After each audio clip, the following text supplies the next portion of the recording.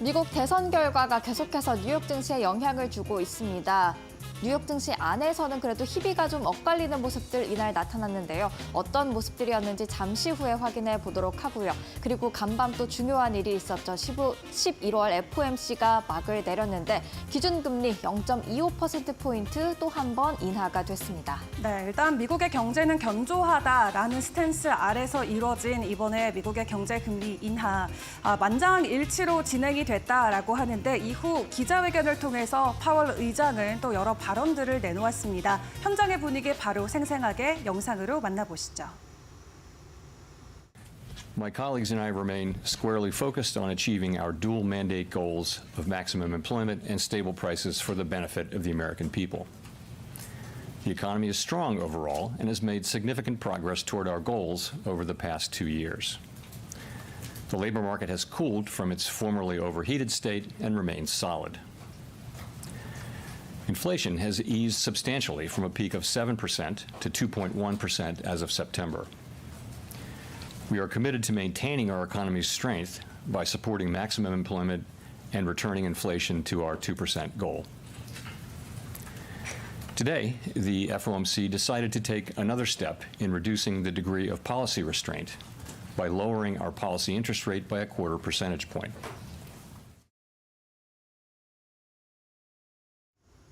네, 제롬 파월 미 연준 의장의 발언 듣고 오셨습니다. 간밤에 미국의 기준금리가 0.25%포인트 또 한 번 인하되면서 4.5에서 4.75%로 한 단계 더 내려왔습니다.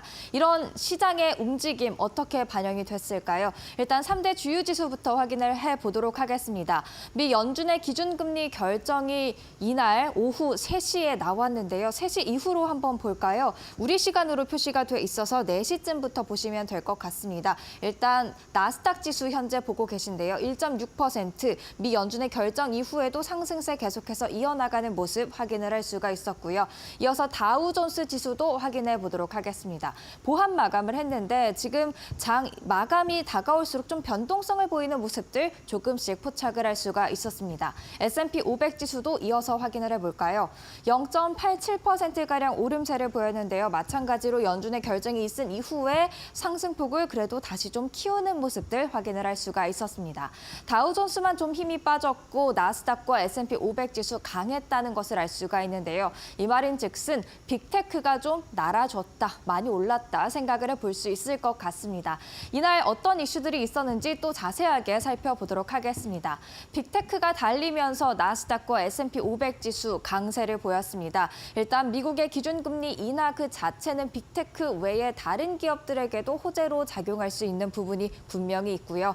그리고 이날 계속해서 미 하원 선거 결과는 개표가 진행이 되고 있습니다. 아직까지 과반을 차지한 정당이 없는데요. 공화당이 209석을 차지하고 있고요. 민주당이 192석을 차지하고 있습니다. 과반인 218석까지 어느 정당이 더 빨리 다가갈지는 계속해서 지켜볼 문제인 것 같습니다. 만약에 하원을 공화당이 또 차지하게 된다면 대통령, 상원, 하원 모두 다 공화당이 휩쓰는 레드 수입이 되게 됩니다. 그럴 경우에는 대통령 당선인이 추진하려는 정책의 가속도가 붙을 수 있기 때문에 급변한 변화들이 나타날 수 있다는 점도 염두에 주시면 좋을 것 같습니다.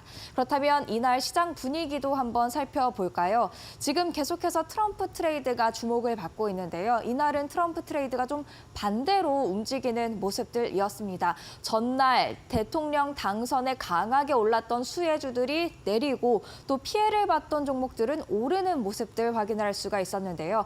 일단 빅테크 대체로 오른 가운데 애플과 메타 제가 네모 박스를 쳐놨습니다. 애플은 중국 의존도가 좀 높기 때문에 전날 좀 하방 압력을 받았는데 이날은 2%대 강세로 돌아왔고요. 메타도 함께 보시죠. 트럼프 전 대통령과 당선인이자 전 대통령과 그리고 메타 플랫폼스의 관계 단계가 좋지는 않았죠. 그래서 전장에서 하락했는데 이날은 3.7%의 강세로 돌아오는 모습들이었습니다. 테슬라 계속해서 잘 나가고 있는 모습이고요. 그리고 트럼프의 대표적인 수혜주로 알려져 있는 금융 섹터 전날에는 정말 강하게 올랐는데 이날은 차익 실현이 나오면서 하방 압력을 받는 모습들 확인을 할 수가 있었습니다. 그리고 또 다른 섹터 볼까요?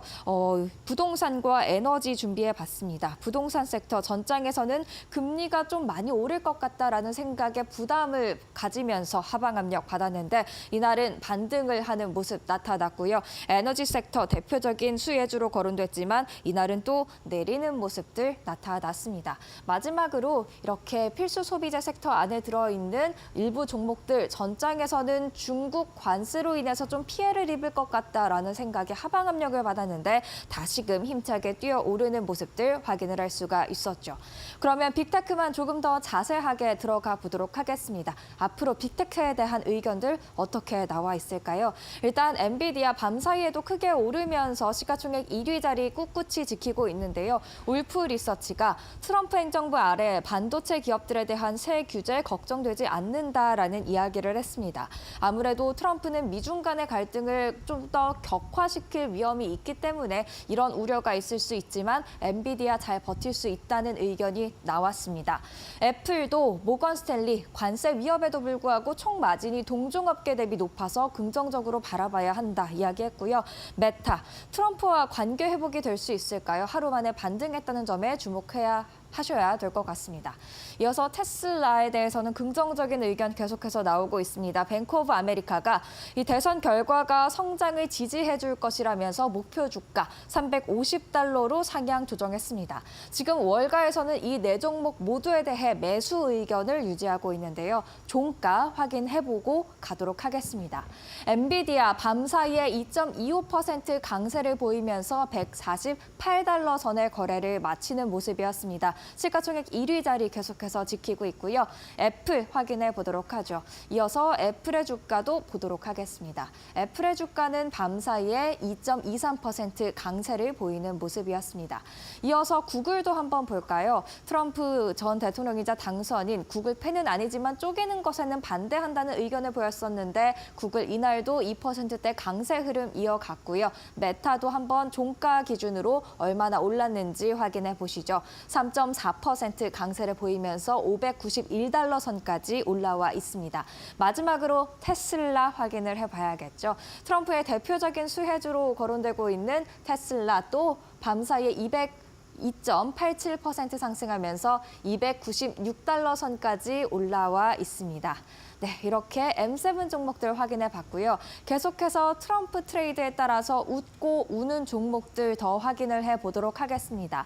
이날은 아까도 말씀드렸듯이 수혜주와 피해주 색깔이 좀 뒤바뀌는 모습이었습니다. 수혜주부터 한번 보시죠. JP모건 전날에는 11% 이상 오르더니 이날은 하락했습니다. 베어드가 특히 아웃퍼폼에서 중립으로 투자 의견을 한 단계 하향 조정한 게 좀 여파가 있지 않았나 싶은데요. 차익 실현할 때다라는 이야기를 남겼고요. 트럼프 미디어 앤 테크놀로지 변동성이 굉장히 크다고 계속해서 주의를 드렸던 종목인데 밤사이에 크게 하락했습니다. 트럼프 당선으로 인한 상승분을 다 반납한 것으로 확인되고 있습니다. 코인베이스 하락 출발했다가 상승 전환했다가 장 막판에는 힘이 좀 딸렸습니다. 연준의 금리 인하를 앞두고 비트코인이 또다시 76,000달러를 돌파했다는 점에 장중에는 좀 상승 반전을 꾀한 것으로 보여집니다. 종가 잠시 후에 살펴보고요. 피해주들 대체로 다 올랐습니다.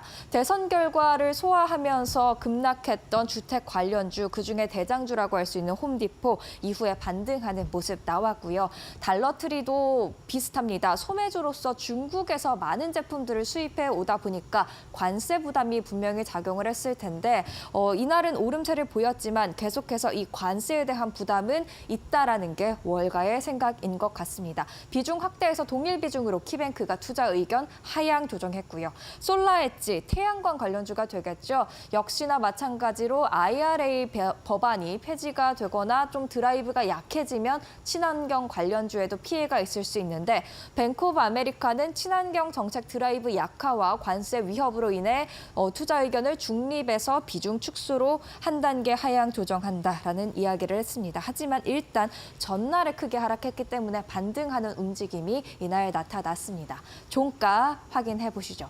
JP 모건 체이스 밤 사이에 4% 이상 하락을 했고요. 트럼프 미디어 앤 테크놀로지도 확인을 해보도록 하겠습니다. 밤 사이에 두 자릿수 하락률을 기록했는데요. 무려 23% 가까운 급락세가 나왔고요. 장 초반부터 계속해서 급락 흐름 이어가는 모습이었습니다. 코인베이스도 한번 보시죠. 하락 출발했다가 상승 전환하면서 힘이 좀 딸리나 했는데요. 0.5% 소폭의 강세로 마무리하는 모습이었습니다. 계속해서 피해주들 올랐는지도 확인해 봐야겠죠. 홈디포부터 보도록 하겠습니다. 홈디포 2.84% 상승을 했고요. 계속해서 달러트리 한번 확인해 보도록 하죠. 달러트리 1.81% 그리고 마지막 종목까지 확인을 해보도록 하겠습니다. 계속해서 솔라엣지 테크놀로지스는 1.38% 반등 흐름 분명하게 나타내는 모습이었습니다. 이렇게 수혜주와 피해주 간의 흐름이 좀 전장에 비해 엇갈렸다라는 것은 주목해볼 만한 것 같습니다. 그렇다면 트럼프 시대의 위너와 루저 간략하게 또 정리를 해볼까요? 일단 위너, 대형 은행, 빅테크행, 가상자산, 소형주 구분해 볼 수가 있겠고요. 루저는 관세 노출도가 큰 종목 그리고 부동산 부분들은 이렇게 좀 구분해서 체크하실 필요가 있을 것 같습니다. 계속해서 보실까요? 에너지주도 대표적인 수혜주로 거론이 되고 있는데요. 그 안에서도 좀 구분하실 필요는 있을 것 같습니다. 석유주는 대표적인 위너 종목으로 꼽히고 있지만 재생에너지주는 조금 경고성 발언이 많이 나와 있습니다. 그 가운데 퍼스트솔라는 일부 증권사에서는 긍정적으로 보고 있다는 점 체크하시면 좋을 것 같고요. 공화당과 민주당의 지지를 모두 다 받고 있는 건 바로 원자력, 그 중에서도 소형 원자로가 되겠습니다. 관련주 적어놨습니다. 참고해보시면 좋을 것 같습니다. 그러면 마지막으로 국채 금리와 유가, 금가 확인을 해보도록 하죠. 2년물 국채 소폭 내렸습니다. 4.2% 초반까지 내려와 있고요. 10년물 국채 금리는 어디로 향하고 있을까요? 10년물 국채 금리 4.332%로 마찬가지로 4.4%대에서 내려오는 모습을 보였고요. 달러 인덱스도 한 번만 짚고 넘어가 보도록 하겠습니다. 어제는 105 수준이었는데 그래도 하루 만에 104로 내려오는 모습이었고요. 국제 유가와 국제 금값도 확인을 해보도록 하죠. 국제 유가 당분간 좀 혼란스러움이 있을 수 있다 말씀드렸습니다. 밤 사이에 WTI 0.47%가량 오르면서 72달러 선에 거래되고 있고요. 마지막으로 금 가격이 되겠습니다. 미국의 기준금리 인하 소식이 발표되면서 또 밤 사이에 이렇게 한 차례 오르는 모습이었는데요. 다시금 온스당 2,700달러 선으로 올라오는 모습이었습니다. 이렇게 뉴욕 증시 목요일장 확인을 해봤는데요. 계속해서 미국 11월 FOMC 회의 관련해서는 사인 시간에 더 자세하게 전달해드리겠습니다.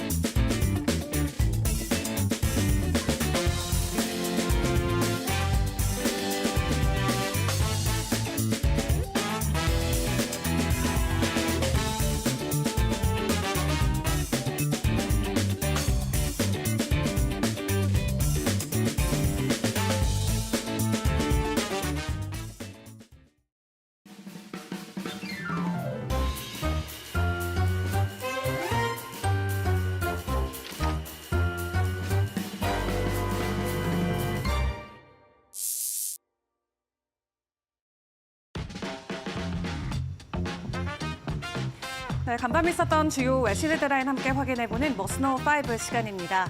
대선의 시간이 어느 정도 마무리가 되고 이제 시장은 FOMC에 주목을 하고 있습니다. 간밤 연준이 스몰컷 단행을 했죠. 만장일치로 내려진 결정이었고 시장이 예상을 했던 만큼 큰 변동성은 없었습니다.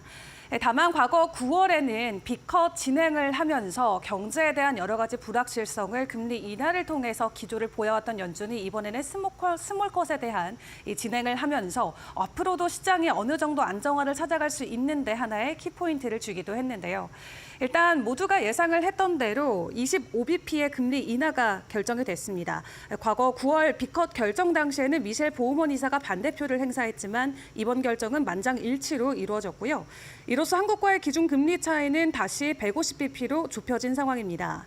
연준은 성명서에서 최근 경제활동은 견고한 속도로 계속 확장되고 있다라고 이야기하면서 올해 초부터 고용시장 상황은 전반적으로 완화됐고 실업률은 여전히 낮은 수준을 유지하고 있다고 평가했습니다.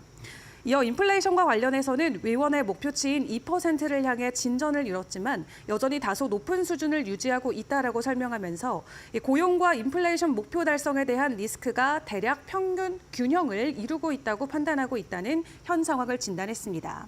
또 파월 의장은 단기적으로 볼 때 선거가 우리의 정책 결정에 영향을 미치지 않을 것이라면서 경제에는 많은 요인이 영향을 미친다고 전했는데요. 또 제롬 파월 의장은 FOMC가 끝난 직후 이루어진 기자회견에서 트럼프의 요청이 있다면 사임할 것이냐라는 질문에는 아니요라고 대답하며 법에 따라 허용되지 않는다며 대통령을 자신을 해고하거나 강등할 권한이 없다고 언급하기도 했습니다. 과거부터 트럼프 당선인은 여러 차례에 걸쳐서 제롬 파월 의장을 공개적으로 비난한 바가 있었는데요. 다만 이번 대선 결과와는 상관없이 연준의 결정 그리고 제롬 파월의 위치 또한 변화는 없을 것으로 보여지고 있습니다. 자, 그리고 매주 목요일이면 공개가 되는 미국의 고용 데이터가 있죠. 주간 신규 실업수당 청구 건수 같이 확인을 해보도록 할 텐데요. 22만 1,000건을 기록하면서 전망치를 소폭 상회하는 모습을 보였습니다. 다만 직전주 대비해서 증가하는 증가폭을 놓고 보았을 때는 큰 폭의 상승을 보이진 않았는데요. 한 주 전보다 3,000건 정도 증가하면서 다우존스가 집계한 전문가들의 전망치를 조금 웃도는 수치를 공개했습니다. 시장은 미국의 고용시장에는 큰 변화가 없고 허리케인과 보잉 파업 사태 등이 10월에 급격한 고용 둔화에 영향을 미쳤다는 분석을 뒷받침하는 결과라고 전했는데요. 다만 2주 이상 실업수당을 신청한 계속 실업수당 청구 건수 같은 경우는 큰 폭의 증가폭을 보였습니다. 지난달 26일까지 집계한 주간 연속 실업보험 청구자 건수는 189만 2천 명을 기록했는데요. 과거 21년도 11월 13일 집계치 이후 최대치를 기록했습니다. 신규 실업수당 청구는 허리케인 헐린과 밀턴의 피해로 10월 초중순까지 크게 늘어났다가 그래도 어느 정도 다시 둔화하고 있는 모습을 보여주고 있는데 미국의 경기 전망에 대한 우려가 여전히 남아있는 가운데 월가에서는 고용시장의 동향을 계속해서 지켜보고 주시하고 있는 분위기가 이어지고 있습니다. 자, 그런 가운데 전반적으로 월가에서는 연말을 넘어서 내년까지도 미국의 주식시장이 긍정적일 것이다라는 긍정적인 전망치들을 내놓고 있는데요. 월가들의 리포트의 내용들을 점검을 해보도록 하겠습니다. 일단 골드만삭스 쪽의 리포트 내용을 먼저 확인을 해보시면은 에스코 루브나 전문가가 47대 대통령 선거에서 트럼프 전 대통령이 승리하면서 시장은 규제 완화와 감세 기대감으로 사상 최고치 행진을 이어갔다라고 설명을 하고 있고요. 특히 이 같은 상승 추세가 당분간 멈추지 않을 것이라고 예상하면서 연말 랠리는 이제 시작됐고 투자자들이 당초 예상했던 것보다 그 힘은 더 클 수 있다라고 기대했습니다. 앞으로 11월은 역사적으로 기업들의 자사주 매입이 가장 강한 달이었던 만큼 주가 부분에서도 추가적인 상승 요인이 될 수 있다라고 짚었고요. 과거 도널드 트럼프 대통령이 이 집권을 했을 당시에 시장의 전체 규모가 증가했던 부분을 생각을 해보면 이번 연말 랠리도 해당 여파를 받아갈 수 있을 것이라는 전망을 내놨습니다. 그리고 에버코어 ISI의 줄리안 엠마누엘 전략가도 이 트럼프 당선인의 승리와 공화당의 상하원 장악으로 주식시장의 다양한 기대 요인들이 작용해서 지수는 상승세를 이어갈 것이라고 전했는데요. 이 트럼프 당선인의 승리는 미국 안의 소비자들의 신뢰 상승과 이 테슬라를 비롯해서 여러 금융 자산 전반에 걸쳐 긍정적인 기대감으로 작용하고 있다고 평가했습니다. 또 현재 S&P 500의 주가 수익 비율이 24.6배 수준인데 이 밸류에이션 부담이 높긴 하지만 이 같은 기대감은 지수가 추가적인 상승을 이끌어낼 수 있다라는 수치로 분석을 했고요. 또 S&P 500이 25년 6월 30일을 기준으로 목표 지수가 6,600까지 올라갈 수 있다라는 전망치를 공유하기도 했습니다. 역사적으로 강세장이라는 것은 평균 50개월 동안 150% 이상의 상승 흐름을 보여왔던 것인데 최근 랠리가 25개월간 진행됐다라는 점, 그리고 65%의 상승을 보인 만큼 앞으로도 2배 이상의 기간과 2배 이상의 상승 흐름이 시장에 나올 수 있다라는 여력을 보여주기도 했습니다. 월가 전문가들의 예상처럼 연말 랠리에 이어서 내년까지 현재 수준보다 2배 이상의 지수 상승 흐름이 나올 수 있을지 시장 분위기 매일 꼼꼼하게 점검을 해보시면 좋을 것 같고요. 이 트럼프 당선 확정 이후에 매일같이 수혜를 받고 있는 대표적인 종목 테슬라 또 다시 한번 점검을 해보도록 하겠습니다.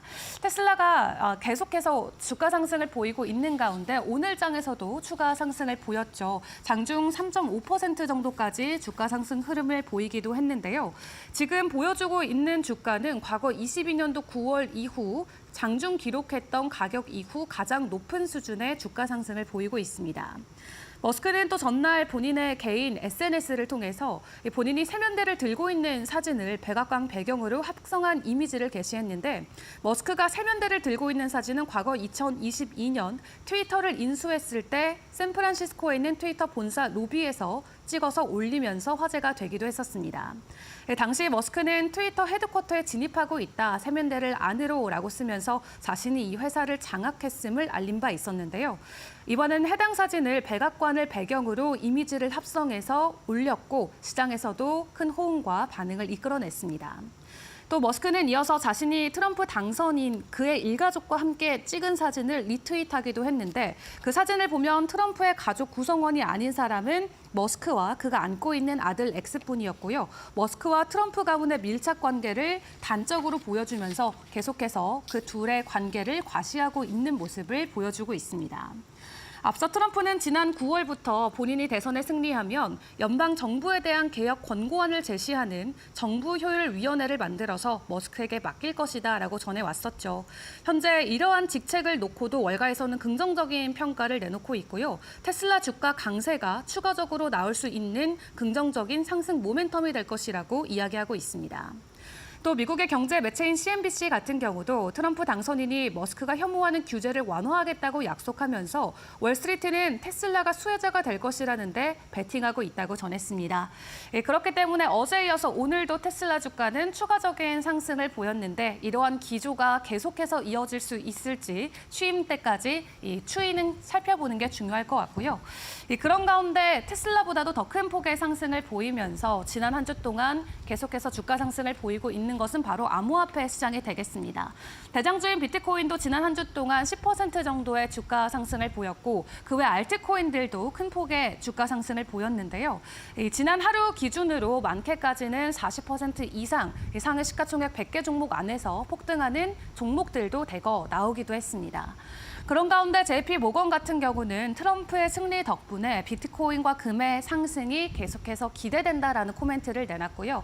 앞으로 가치 축적의 자산으로 금뿐만 아니라 비트코인도 해당 반열에 이름을 올리면서 이 현물 ETF라던가 기관을 통해서 더 많은 사람들이 비트코인을 찾게 될 것이라는 긍정적인 평가를 내놨습니다.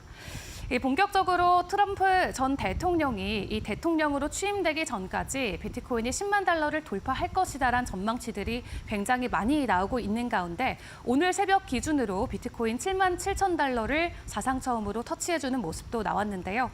앞으로의 주가 상승이 계속해서 이어질 수 있을지 암호화폐 시장 상황도 면밀하게 주시해 보시는 게 중요할 것 같습니다. 지금까지 머스노 5 시간이었습니다.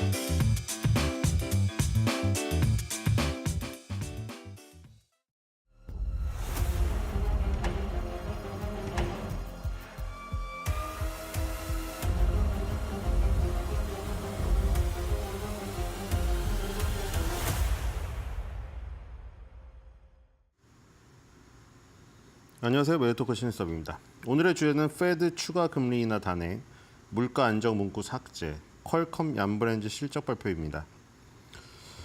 대선에 이어서 바로 FOMC까지 열립니다. 그래서 굉장히 지금 긴박하게 돌아가는, 이게 사실 그 개표가 너무 싱겁게 일찍 끝나버려서 사실은 지금 많이 예상했던 시나리오가 굉장히 개표 상황이 길어지면서 이 FOMC와 겹치는 상황이 일어나리라 생각을 했는데 너무 싱겁게 끝났습니다. 이 최종적인 그 집계만 남아있죠. 사실 그 하원 뭐 몇 개 남아있고 그거 말고는 없습니다. 그래서 지금 사실 파월이 트럼프가 임명했는데 중간에 조금 둘이 어긋났단 말이죠. 근데 이제 트럼프가 아무리 마음에 안 들어도 트럼프가 뭐 자기가 주식을 더 잘 본다고 얘기했잖아요. 자기는 아침마다 일어나서 주식을 보기 때문에 주식에 대한 타이밍은 내가 더 나으니까 FOMC 회의에 대통령의 입김이 작용해야 된다까지 이렇게 얘기를 했거든요. 근데 뭐 그렇다고 실제로 갑자기 뭐 아무리 트럼프라고 해서 내가 FOMC에 들어가가지고 잠깐만 기다려봐야 돼. 내 얘기도 넣어줘. 이럴 수는 없잖아요. 그러니까 지금 그냥 계속해서 약간 여론 밖에서 압박을 주는 상황인 것 같아요. 근데 어제 파월도 얘기했잖아요. 이게 딱 제가 관상은 과학이라고 했잖아요. 고지식하고 고집이 세가지고 절대 법에 쓰여 있는 거를 계속 주장을 하면서 절대 나가지 않습니다. 그러니까 2026년에 이제 궁금하죠. 트럼프가 과연 임명을 다시 할 것인지 바꿀 것인지. 근데 이번에 재밌는 게 만장일치였잖아요. 저번에 보우먼 이사 혼자 반대했는데 보우먼 이사가 공화당이잖아요. 근데 그 보우먼 이사가 여성으로서, 그러니까 이게 지금 이번에도 느꼈지만은 여자 대통령은 그 미국에서조차 받아들일 준비가 아직도 안 되어 있다는 거예요. 그러니까 지금 뭐 예를 들어서 투자가에서 뭐 투자가나 아니면은 뭐 저기 뭐 리가르드 IMF나 아니면은 재무부 앨런이나 뭐 여기까지는 여성의 진출을 허용하는데 대통령만은 아직도 국민들이 허용을 안 하고 있어요. 거기도. 그러니까 지금 근데 이 보우먼 이사가 여성이잖아요. 그러니까 FOMC 의장 정도까지는, 그러니까 대통령이 이제 아예 넘사벽이고 이제 2번 실패했기 때문에, 힐러리 해리스 2번 실패했기 때문에 여기서 연달아 나오기는 상당히 어려운 것이죠. 3, 4번이면 끝이기 때문에 아예 여성은 접근도 못 해요. 이러다가는. 그러다가 이제 FOMC 의장 혹시 잘 보이려고? 아니 그러니까 지금 여기 어떤 거에 따라 어떤 상황에 따라 다르잖아요. 저번에 50bp 비컷 쳤을 때는 트럼프가 자기가 그때는 정권을 잡기 전이었으니까 물론 자신감은 있었죠. 그때도 자기는 된다 이랬지만 그때는 현직 대통령이 아니었기 때문에 지금 당선인 신분이지만 50bp를 친 거를 가지고 이제 욕을 했죠. 왜냐면 그때는 바이든 정부니까 아무래도 이 나쁘게 얘기를 해야 되잖아요. 진짜 나빠서 생각했는지 나쁘게 얘기하려고 했는지는 모르겠으나 심중은 모르죠. 근데 어쨌든 간에 50bp 비컷을 치니까 야 얼마나 경제가 안 좋으면 저렇게 금리 인하를 많이 하냐 이렇게 비난을 했잖아요. 근데 지금은 이제 당선인이 됐잖아요. 근데 당선인 되니까 이제 베이비 컷을 쳤단 말이에요. 그러면 이제 지금은 좋잖아요. 지금 이제 앞으로 자기가 4년을 집권해야 되는데 금리 인하를 해가지고 지금은 또 무슨 코멘트를 할지 모르겠습니다. 어쨌든 보우먼 이사는 저번에는 이제 존재감을 드러낸 게 아닌가 저는 개인적으로. 나 이제 봐라 나는 혼자 이제 반대한다. 봐봐 이렇게 지금 경제가 안 좋다고 막 이렇게 치면 안 된다. 이 지금 아예 바이든 정부인데 이렇게 치면 안 된다. 도움이 된다. 혼자 만장일치해서 벗어나는 행동을 했다가 이제는 이제 트럼프가 당선인 됐으니까 여기서 굳이 뭐 또 반대를 해서 눈에 띌 필요는 있나? 한번 뛰면 됐지. 약간 그런 이미지가 있습니다. 저 개인적인 생각이에요. 야망이 있는 여성 같아서. 그런 부분이 있고 어떻게 될지는 가봐야겠죠. 2026년 가봐야 합니다. 그러니까 범죄만 안 저지르면 돼요. 지금 트럼프의 그 영화가 나서 트럼프가 막 고소한다고 난리 났잖아요. 트럼프가 어떤 악마의 변호사와 함께 손을 잡아서 순수했던 트럼프가 트럼프 타워를 세우고 재벌이 되는 과정을 그린 영화가 칸 영화제에도 초청됐는데 그게 너무 적나라하기 때문에 트럼프가 고소한다고 했어요. 근데 거기도 보면은 절대 죄를 짓더라도 절대 죄를 졌다고 얘기하지 않으면은 다 이긴다. 그래서 지금까지 소송에서 다 이겨냈어요. 지금 그런 상황인데 자 2026년에 과연 또 어떻게 될지 모르겠습니다. 자 트럼프가 그동안 살아온 길대로 그런 식으로 계속해서 어떤 뭐 법적인 조문을 받는 어떤 악마의 변호사가 또 탄생해서 그 극 중에 있는 변호사는 이미 사망을 했어요. 에이즈로. 그리고 이제 트럼프는 또 다른 거대 변호사 군단이 있기 때문에 어쩌면 법적인 조문을 받아가지고 그렇죠. 중간에 어떤 법적으로 가능한 부분에서 조정을 할 수도 있습니다. 모르겠어요. 가봐야겠고요. 지금 이 모습은 시티 이코노믹 서프라이즈라고 되어 있죠. 그 시티 우리 뭐 골드만삭스도 있고 뭐 시티뱅크도 있고 뱅크 오브 아메리카도 있잖아요. 시티에서 발표를 하는 그러니까 경제 서프라이즈. 그러니까 이게 크기가 일단은 0 이상이죠. 0 이상에서 여기 마이너스가 있고 플러스가 있잖아요. 그러니까 이게 뭐와 뭐의 차이냐면은 실제치랑 기대치의 차이예요. 그러니까 우리가 보통 컨센서스를 상회하면 어닝 서프라이즈라고 하고 컨센서스를 하회하면 어닝 쇼크라고 하죠. 근데 그 컨센서스가 뭐 증권사 애널리스트나 이코노미스트의 전망치의 합의 평균이에요. 컨센서스가. 그거를 많이 뛰어넘으면 어닝 서프라이즈가 많은 거고 그거에 많이 하회하면 어닝 쇼크가 많은 거죠. 그러니까 이코노미스트들이나 애널리스트들의 전망치, 그 기대치랑 실제 나온 실제치의 차이인데 실제치가 기대치보다 높게 나오면 높게 나올수록 플러스가 되는 것이고 실제치가 기대치보다 낮게 나오면 마이너스가 되는 거죠. 그러니까 일단 지금 0을 넘어섰죠. 0을 넘어섰을 때가 언제죠? 지금 8월 달, 9월 달 그리고 그 기점으로 어떻게 딱 가르면 이 점선이 저번에 B컷을 쳤을 때입니다. B컷을 치고 나서 마이너스 20 밑에 있던 게 0을 지나가지고 지금 거의 마이너스 40을 찍고 35.70까지. 그러니까 이게 뭐냐면 B컷의 효과가 있었다는 거죠. 우연히 겹쳤을 수도 있는데, 그렇죠?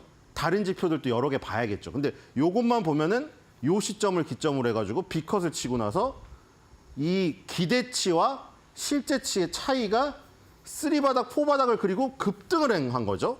그래서 2023년도 초반 저기 고점 2개 있죠. 그 고점 가까이 지금 다가섰어요. 그러니까 어닝 서프라이즈가 많이 나왔다는 얘기예요. 일반적인 그 기대치보다 실제 성과가 월등히 많이 나왔다는 얘기예요. 계속. 그래서 이 기대치 지수가 지금 2023년도 초반까지 지금 올라갔다.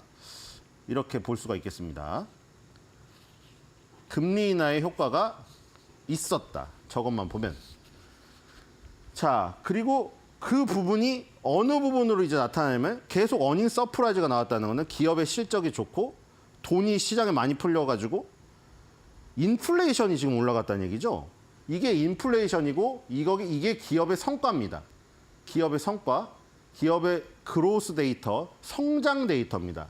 자, 그러니까 이것도 여기를 기점으로 이거를 보면 이제 그러니까 여러 가지 지표가 동일한 방향을 가리키면 확률이 높아지는 거잖아요. 여기도 마찬가지네요. 왜냐하면 B컷 치기 전에는 기업의 성장 데이터라던가 인플레이션이 그냥 들락날락 계속 제자리에서 횡보했습니다. 그렇죠? 내려갔다 올라갔다 내려갔다 올라갔다 내려갔다 올라갔다. 근데 B컷을 치고 나서 확실한 방향성이 보이죠. 지금 확실한 방향성이 보이죠. 지금 기업의 이 성장 데이터는 확실히 경제의 성장 데이터는 확실히 올라간 게 보이고요. 인플레이션은 오히려 떨어졌다가 지금 두 번째 바닥을 찍고 지금 고점 돌파했습니다. 인플레이션이. 그러니까 인플레이션이 상승하고 경제의 성장 데이터가 지금 올라가는 상황. 두 개가 동행하는 상황이 결국 금리나 B컷 이후에 후행적으로 지금 나타나고 있습니다. 자, 이게 이제 고민이 되겠죠. 그렇죠? 밥도 안 먹고 고민하는 게 뭐다? 연준에서 물가랑 고용이다. 그래서 물가가 잡혔다고 판단하여 고용 지표에 주목을 해서 금리 인하를 통해 가지고 그 고용을 좋게 만들려고 했더니 다시 들썩이는 이 물가 때문에 물가 안정 문구를 삭제했습니다. 자, 이렇게 된 거예요. 뒤로 가겠습니다. 자, 이건 그래서 자, 물가가 너무 치솟았잖아요. 코로나 위에 돈을 왕창 풀어가지고 왜냐면 코로나 때문에 경기가 완전 박살이 나버렸으니까. 그래서 금리를 완전 제로 금리로 간 상태에서 돈을 왕창 풀었는데 경기를 살리려고 경기를 살린 대가로 물가가 대폭등해 버렸어요. 그래서 그걸 잡으려고 이제 정점에서 금리 인상을 계속했죠. 그걸 잡으려고. 금리 인상을 계속하다가 금리 인상의 정점에서 금리 인하를 이제 턴에서 시작하는 어떤 초반부죠, 지금. 그래서 B컷 한번 쳤고 이번에 베이비 컷 한번 쳤죠. 근데 아까 말한 대로 지금 인플레이션, 그러니까 기업의 성장이나 경제의 성장 데이터가 올라가서 좋은데 문제는 또 물가라는 인플레이션의 두드러기가 또 도단하려고 하고 있어요, 지금. 그러니까 여기서 또 B컷을 한 번에 더 치기는 힘들었던 것이죠. 왜냐면 우리가 저기도 이거잖아요. 우리 페이커 선수가 그 T1 소속인데 T1이 계속 적자라잖아요. 페이커 선수 연봉이 75억에다가 지금 스톡 옵션 받은 것만 50억이 넘어요. 지금 가치상으로. 근데 그렇게 페이커 선수한테 주어지니까 수입은 없는데 나가는 게 많은 거죠. 근데 그래서 연봉 상한제 뭐 이런 것도 하잖아요. 셀러리 캡이라고 전부 합쳐서 선수단 연봉이 얼마다 이렇게 정하기도 해요. 너무 그렇게 연봉이 올라가면 적자가 나니까. 그러니까 이것도 이런 같은 개념입니다. 자, 지금 이제 금리 인하를 하려는 폭이 있는데 연준이 하려는 폭이 있는데 지금 금리 인하를 B컷을 치고 베이비 컷을 쳐서 벌써 75를 써버렸어요. 그러니까 이제 나머지 쓸 게 얼마 안 남은 거죠. 나머지 쓸 게 내년도까지 봤을 때도 자, 초록색이 2024올해고 올해는 이제 한 번밖에 안 남았어요. 위에는 내년인데 이제 점점 없어지는 거죠. 이제 간격이 얼마이냐면 딱 100bp. 내년까지 쳐도 100bp 안에서밖에 금리 인하를 못 한다는 거예요. 이미 그러니까 카드를 써버린 거죠. 그러니까 연봉 셀러리 캡처럼 선수단에 줄 연봉이 한정되어 있는데 이미 대부분을 소진해버린 거예요. 소진을. 그러니까 뭐 아까 선수단일 경우에는 그러면 이제 페이커 선수를 뭐 더 비싼 구단에 팔고 뭐 이런 게 가능한데 이거는 선수단이 아니기 때문에 정해진 안에서 지금 해결을 해야 됩니다. 그러니까 내년도까지 금리 인하를 한다고 해도 이제 100bp 안에서만 해결할 수 있는. 그리고 올해는 이제 거의 없습니다. 지금 이제 그러니까 이렇게 나눠놨죠. 100bp를 올해 0.36, 내년에 0.625 정도. 요 정도로 나눠가지고 그렇죠.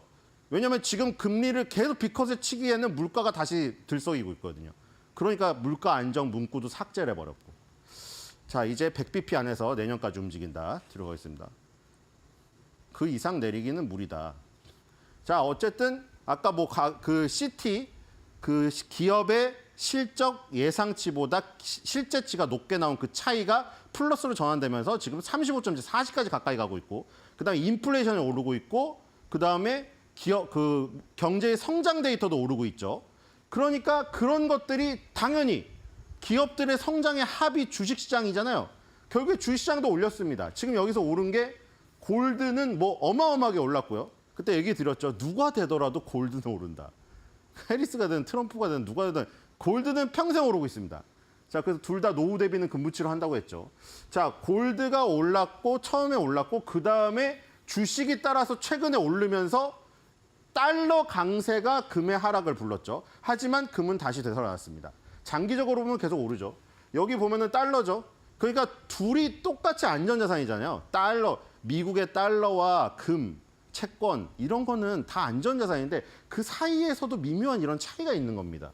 금이 계속 오를 때는 달러가 상대적으로 약세였는데 여기 달러 강세가 이 주가 상승과 달러 강세가 급격히 나타나자 금이 이렇게 하락을 했죠.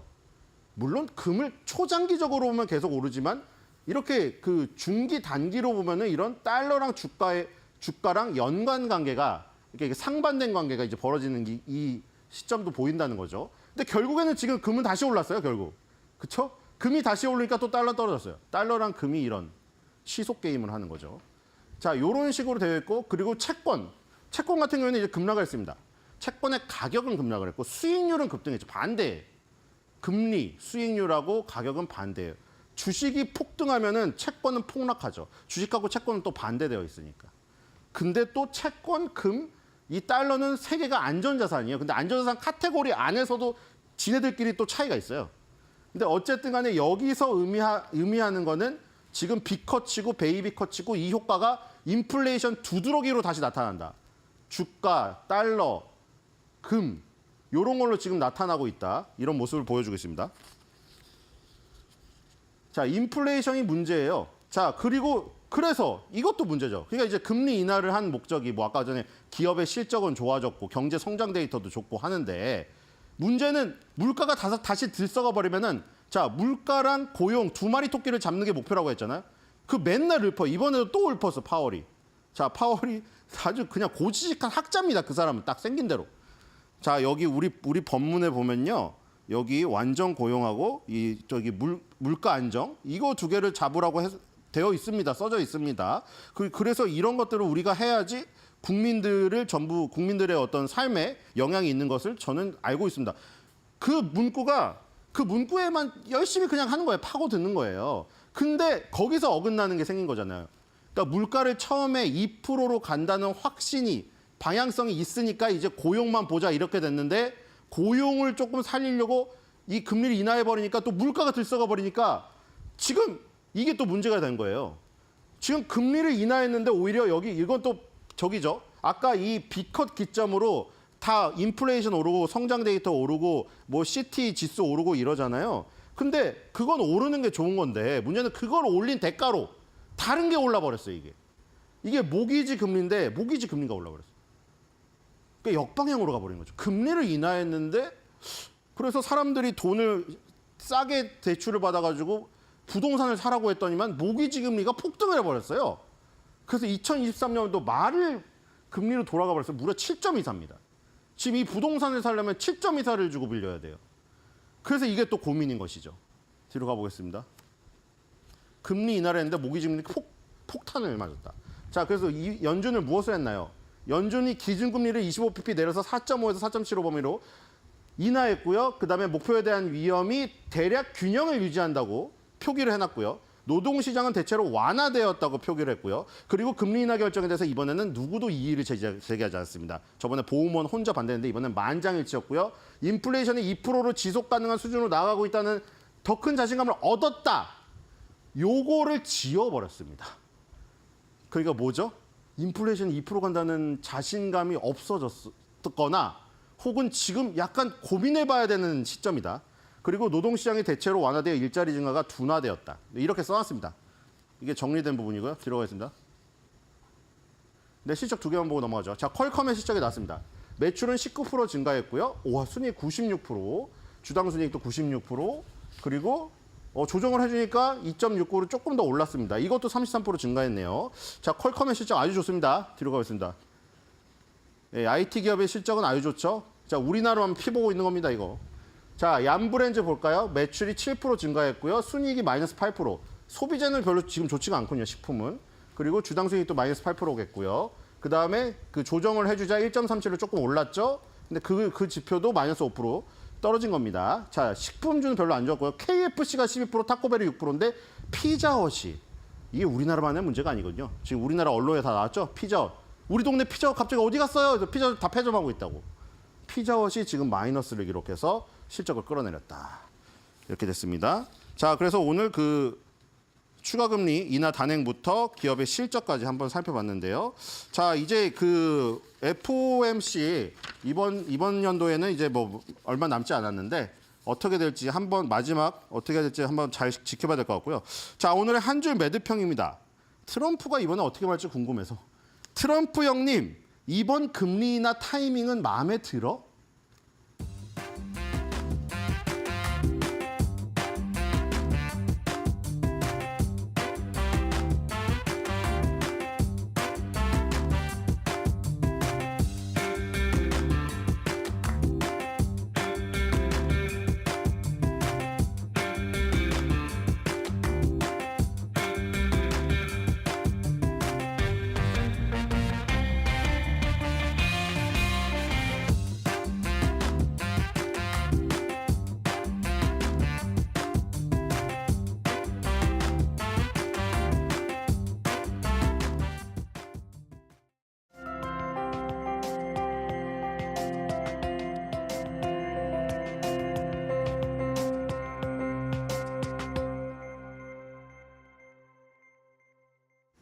이번 주는 정말 빅 위크였습니다. 미국 대선에 이어서 11월 FOMC 회의도 있는 그런 한 주였거든요. 그리고 간밤 미국의 기준금리가 또 한 번 인하가 됐습니다.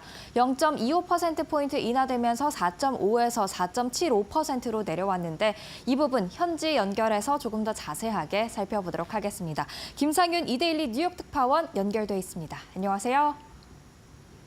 네, 김상현 뉴욕 특파원입니다. 네, 특파원님도 참 바쁜 한 주를 보내고 계실 것 같은데요. 일단 밤사이에 미국의 기준금리가 또 한 번 내렸습니다. 이번에는 스몰 컷이었는데 그 이유가 무엇일까요? 네, 그렇습니다. 연준은 이날 기준금리를 25bp 인하하면서 4.5에서 4.75%로 끌어내렸습니다.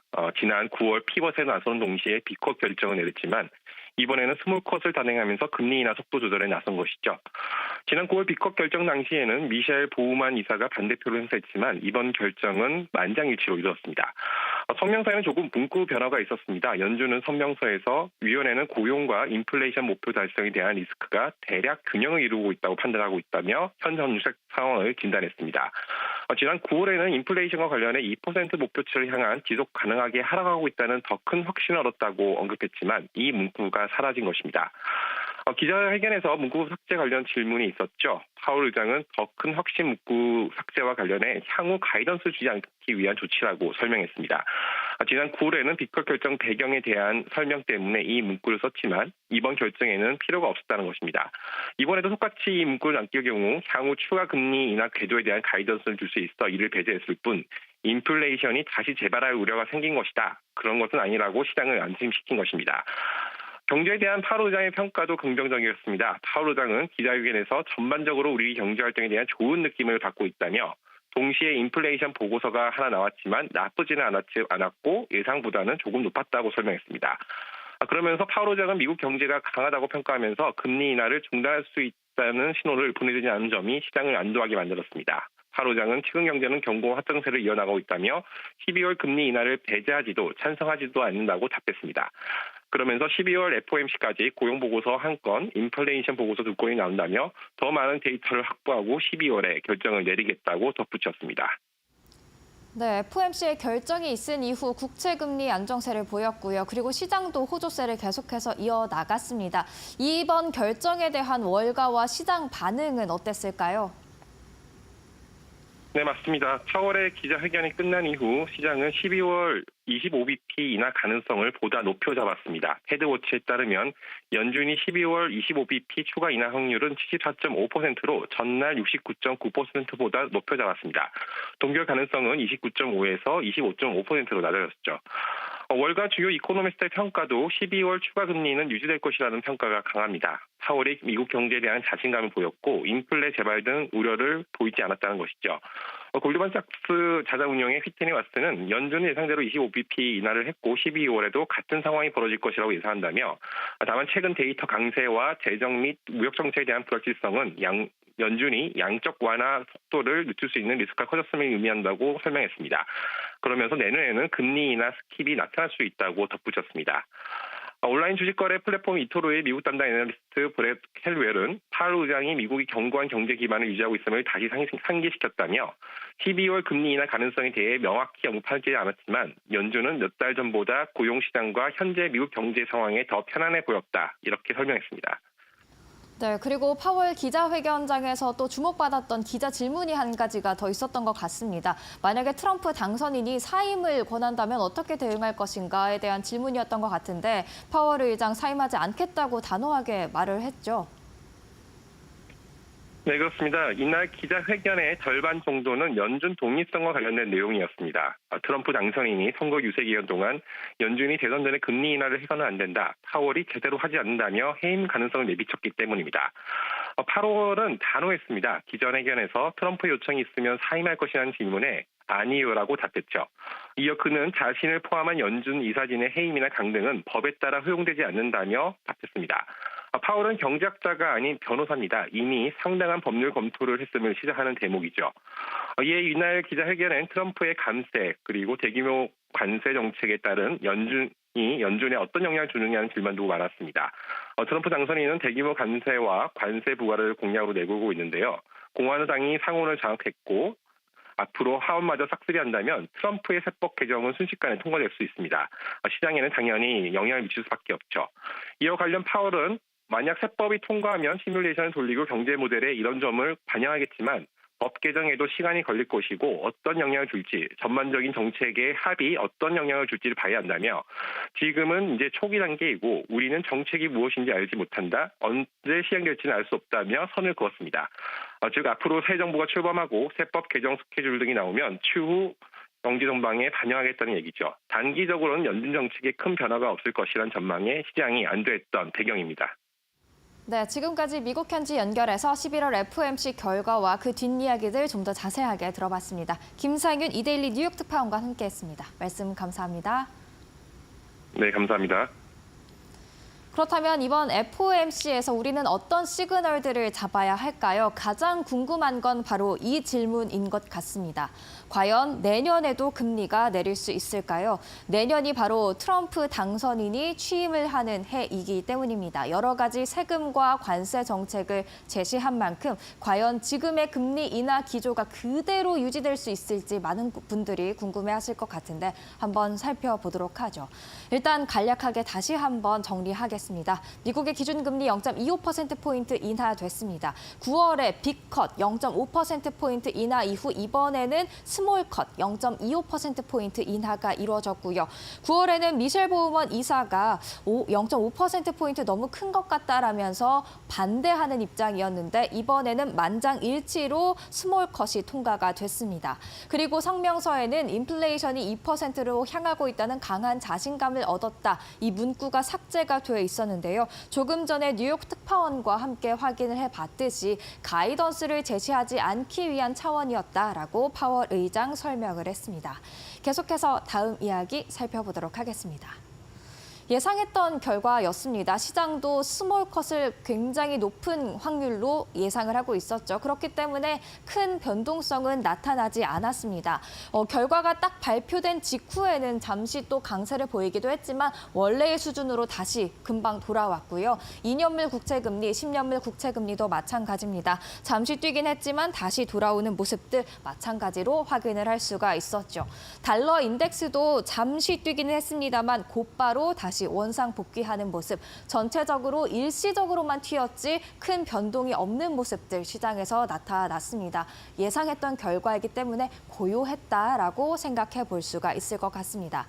그렇다면 기자회견장에서 파월 의장 어떤 이야기를 했을까요? 몇 가지 중요한 발언들만 정리를 해봤습니다. 일단 12월 금리 인하 배제 안 한다. 열려 있기도 하지만 닫혀 있기도 하고 애매모호하다라는 이야기를 했습니다. 6주 동안 데이터를 지켜볼 것이다라는 이야기했고요. 그렇지만 오늘 인하 이후에도 현재 금리는 제약적인 수준이다라면서 금리 인하 가능성 살며시 더 내비치는 발언도 조금씩 했습니다. 하지만 중립금리에 가까워지고 있는 만큼 재조정 속도를 늦추는 것이 적절할 수 있다라면서 속도 조절에 대한 부분도 다시 한번 강조를 했고요. 내년 인상 가능성이 없다고 확언할 수는 없지만 기본 시나리오는 점진적으로 긴축 정도를 완화해 나가는 것이다라는 이야기했습니다. 인상 가능성, 인플레이션이 만약 여러 가지 정책 변화로 인해 다시 뛰게 된다면 가능하다라는 이야기 슬며시 내비친 것으로 확인되고 있습니다.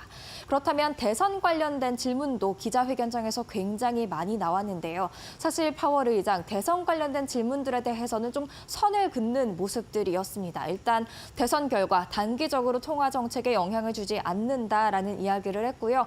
세법 개정은 오랜 시간이 걸린다. 완료된 이후에 연준 모델에 적용할 것이다라는 이야기를 했습니다. 그러니까 일단 올해 남은 기간 동안에는 영향을 주지 않을 것으로 보인다. 이 말과 동일하다고 해석해 볼 수 있겠고요.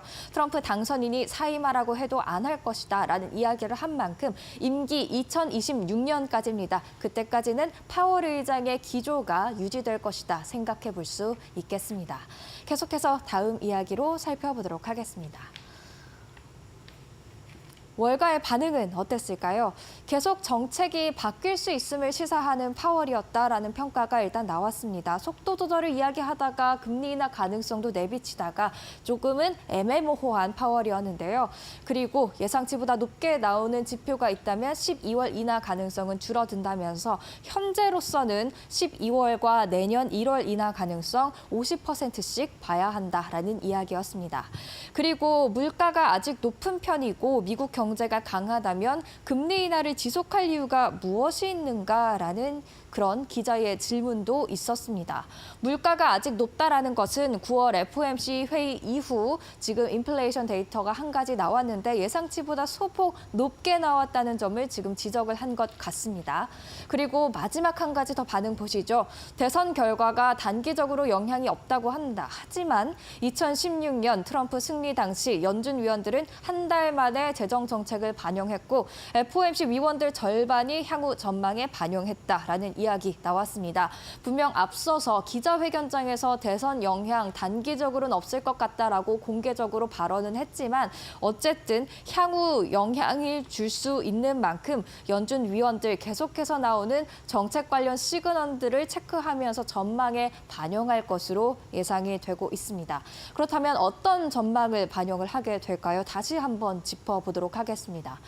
트럼프는 곧 인플레이션 반등을 의미하는 것 아닌가라는 이야기 많이들 들어보셨을 텐데요. 일단 관세 정책이 인플레 반등을 이야기하고 있죠.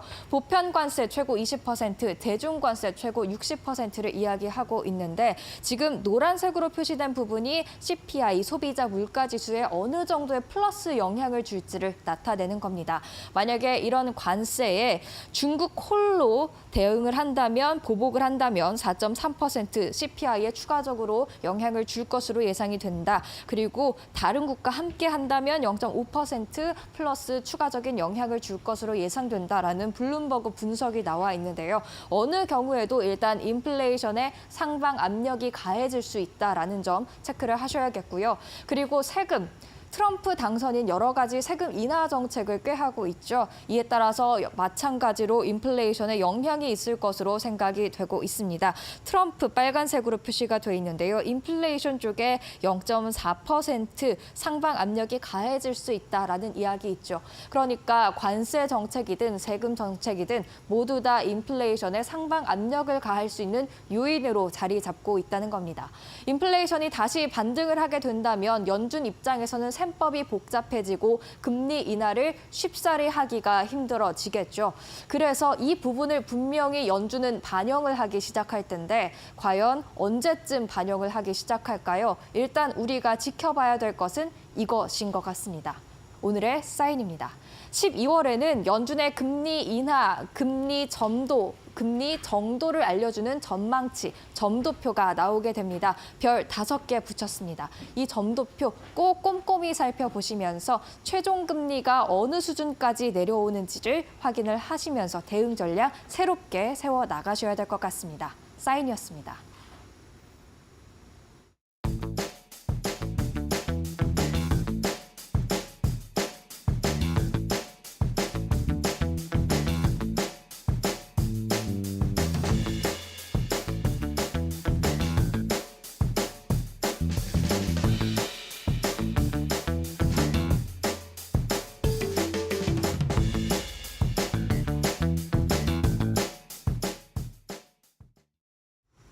어제도 국내 증시는 트럼프 데이였습니다. 트럼프와 관련된 수혜주들이 상한가에 안착하는 등 다시 한번 강한 상승 흐름을 보였고요. 장 초반부터 코스피와 코스닥은 서로 엇갈린 채 진행이 됐고 결론적으로 코스피는 강보합권에 그리고 코스닥은 1.3% 강한 하락을 보였습니다.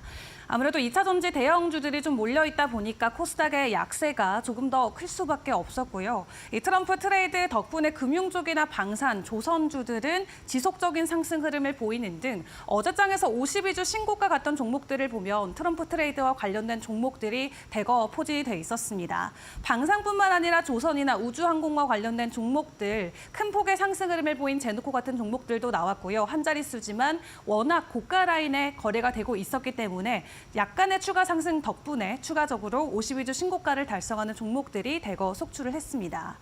자, 그리고 어제는 미국 대선의 불확실성이 해소됐다라는 긍정적인 인식도 있었지만 FOMC의 회의 경계감을 두고 있었기 때문에 양지수가 서로 엇갈린 채 마무리가 됐었고요. 외국인과 기관들의 순매수 상위 종목을 보시더라도 방산이나 원전, 트럼프와 관련된 트레이드 종목들이 대거 포진하고 있는 모습을 확인을 해보실 수가 있겠습니다. 업종별로 놓고 보더라도 어제는 트럼프 하나로만 정리가 될 것 같습니다. 어제 올랐던 종목들 함께 확인을 해보시면 업종별로 보시면 방산 관련주들 그리고 조선 쪽 항공 우주 관련주들이 일제히 오름세를 보였고요. 이 트럼프가 한국의 기술이 필요하다라는 코멘트를 직접적으로 남기면서 어제 조선 쪽에서는 특히나 강한 상승을 보여줬는데요. 윤석열 대통령과 나눴던 전화 통화를 통해서 한국의 조선 기술이 필요하다라는 언급이 나오면서 어제 현대임스가 30% 상한가 안착하기도 했고요. 그리고 일론 머스크의 최대 수혜주로도 꼽히고 있는 항공 우주 관련주들이 어제장에서 방산과 함께 묶이면서 AP 위성이나 제노코가 상한가 안착하는 모습이 나왔고, 방산 관련해서는 이 트럼프 당선 수의 기대감 그리고 이 우크라이나 전쟁과 관련된 모멘텀이 여전히 국내에 남아있는 만큼 여러 가지 이슈들이 맞물리면서 루미르가 20%대, 하나시스템도 10% 가까운 상승 흐름을 보였습니다. 다만 어제 시장이 가장 주목을 했었던 것은 바로 조선 섹터가 될 것 같은데요. 우리가 트럼프 수혜주라고 생각을 했을 때 보통 원전이나 방산 쪽에 조금 더 집중을 해왔었는데, 이 트럼프의 전화 한 통으로 어제는 시장의 판도가 조선 쪽으로 확 기울어졌습니다. 그리고 앞으로의 수혜까지도 기대가 크게 나오고 있는 모습인데, 이 트럼프 대통령이 앞서 말씀드린 것처럼 한국의 기술이 필요하다, 협력을 해야 된다라는 코멘트를 남겼고요. 지금 조선업의 상황을 놓고 봤을 때 드디어 이 턴어라운드가 되는, 실적이 가시화가 되는 긍정적인 실적 원년의 해이기도 하지만 미국에 적극적으로 사업을 이어가면서 추가적인 수혜 기대감이 많이 나오고 있습니다. 대표적으로 하나오션 같은 경우는 올해 6월에 필리 조선소 인수를 했죠. 그리고 미국 과 함께 이 해군 군수 지원함인 MRO 사업 수주를 따내면서 추가적인 가격 상승이 계속해서 나오고 있는 상황이었고요. MRO 관련해서는 HD 현대중공업도 올해 7월부터 미국 군함과 함께 진행될 수 있는 부분에 대한 기대감을 키워가고 있습니다. 그리고 미국뿐만 아니라 사실 중국과 관련된 이 경쟁 수혜 업종으로도 조선 쪽이 많이 각광을 받고 있는데, 앞으로 트럼프가 그동안 바이든 행정부가 진행했던 이 그린 뉴딜 정책을 폐지를 시키고 LNG와 같은 여러 가지 석유들을 계속해서 더 수출을 해서 다른 국가에 수출을 하게 된다면 앞으로 이 조선과 관련된 LNG선과 관련된 수요가 급증할 수밖에 없다라는 게 시장의 풀입니다. 그리고 여기에 이 MRO 사업까지 앞으로 더 극대화될 수 있는 가능성이 있기 때문에 두 가지의 큰 모멘텀을 가지고 조선 관련주들의 추가 상승이 기대된다라고 하고요. 조선 쪽뿐만 아니라 기자재 쪽까지 같이 봐야 된다는 이야기가 많이 나오고 있는 만큼 관련주들의 추가적인 상승 흐름들 포착을 해보시는 게 중요할 것 같습니다. 그리고 어제 시간의 거래에서도 실적을 발표한 종목들 많이 나왔습니다. 긍정적이었던 실적을 발표한 기업들도 있고요. 다만 시장의 기대치를 밑도는 또 영업이익이 적자로 전환되는 기업들의 실적도 나왔는데요. 긍정적인 실적으로는 크래프톤과 롯데쇼핑 확인을 해보실 수 있겠고, 크래프톤은 역대급 분기 성과 달성을 하면서 영업이익이 전년 대비 70%나 급등하는 모습을 보였습니다. 지금까지 발표했던 게임주들의 실적 안에는 이 단연 최고로 긍정적인 성과를 냈다라고 할 수 있겠고요. 오늘 장중에 크래프톤의 실적이 주가에도 반영이 될지는 같이 지켜보시는 게 중요할 것 같습니다. 반대로 웹젠 같은 경우는 이 모나코2가 흥행을 했음에도 불구하고 사업의 비용이 추가적으로 증가되면서 영업이익은 되려 4%대 감소 흐름을 나타냈다라고 하고요. 콘텐트리 중앙 같은 경우는 아예 적자로 전환이 됐기 때문에 오늘 장중의 변동성은 주의를 해보시는 게 좋겠습니다. 그리고 파라사이 바이오 같은 경우는 이미 이틀 전에 가지고 왔던 소식이긴 했는데요. 백혈병과 관련된 일상 결과 발표를 하면서 어제 시간에서도 상한가의 흐름을 보였습니다. 오늘 개별 바이오주 이슈로 해당 종목의 변동성도 같이 주목을 해보시죠.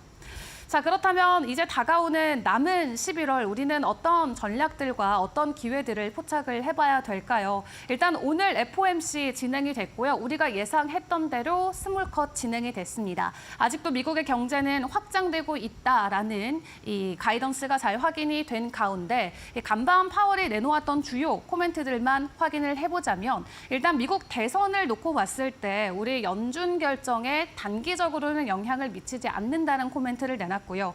다만 인플레이션이 예상보다 조금 높다라는 코멘트도 동시에 나오기도 했습니다. 앞으로 발표되는 경제 지표들과 주요 고용 지표들 잘 참고를 하시면서 연준의 기조들도 계속해서 예측을 해보는 게 필요할 것 같고요. 일단 오늘까지도 주요 기업들의 실적 발표가 이어지고 신규 상장도 있긴 합니다만 남은 11일부터 29일까지 이번 한 달 여전히 바쁜 일정들이 많이 남아 있습니다. 가장 중요하게는 실적으로 21일에 엔비디아 실적을 꼭 주목을 해보셔야 될 것 같고요. 11월 말에 들어가면서 추수감사절과 블랙프라이데이가 겹쳐 있습니다. 수출 관련해서 화장품이나 의류 관련주들, 아마존이나 미국의 플랫폼을 통해서 추가적인 매출을 올릴 수 있는 긍정적인 수혜주들에 대해서 미리 생각을 해보시는 것도 좋을 것 같습니다. 일단 대선과 FOMC의 불확실성이 완전히 제거가 된 채 오늘 국내 증시 출발을 하게 되는데요. 긍정적인 상승 흐름을 우리도 과연 보여줄 수 있을지 일단 개장 때까지 이데일리 TV와 함께 보시길 바라겠습니다.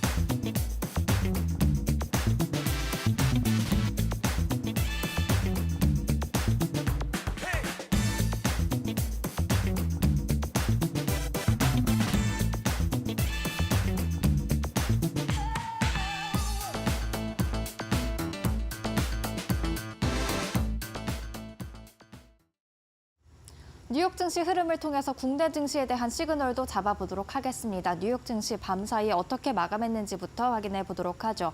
3대 주요 지수 조금은 혼조세로 마감을 했습니다. 다우 지수 소폭 내렸는데 퍼센트로는 집계가 안 될 정도로 굉장히 조금 내렸습니다. 반면 나스닥과 S&P 500 지수, 나스닥은 1.51%, S&P 500은 0.74% 강하게 오르는 모습이었죠. 사상 최고치 마감을 이뤄냈습니다. 빅테크가 올랐기 때문이다 얘기할 수 있겠는데요. M7 종목들 모두 다 상승했습니다.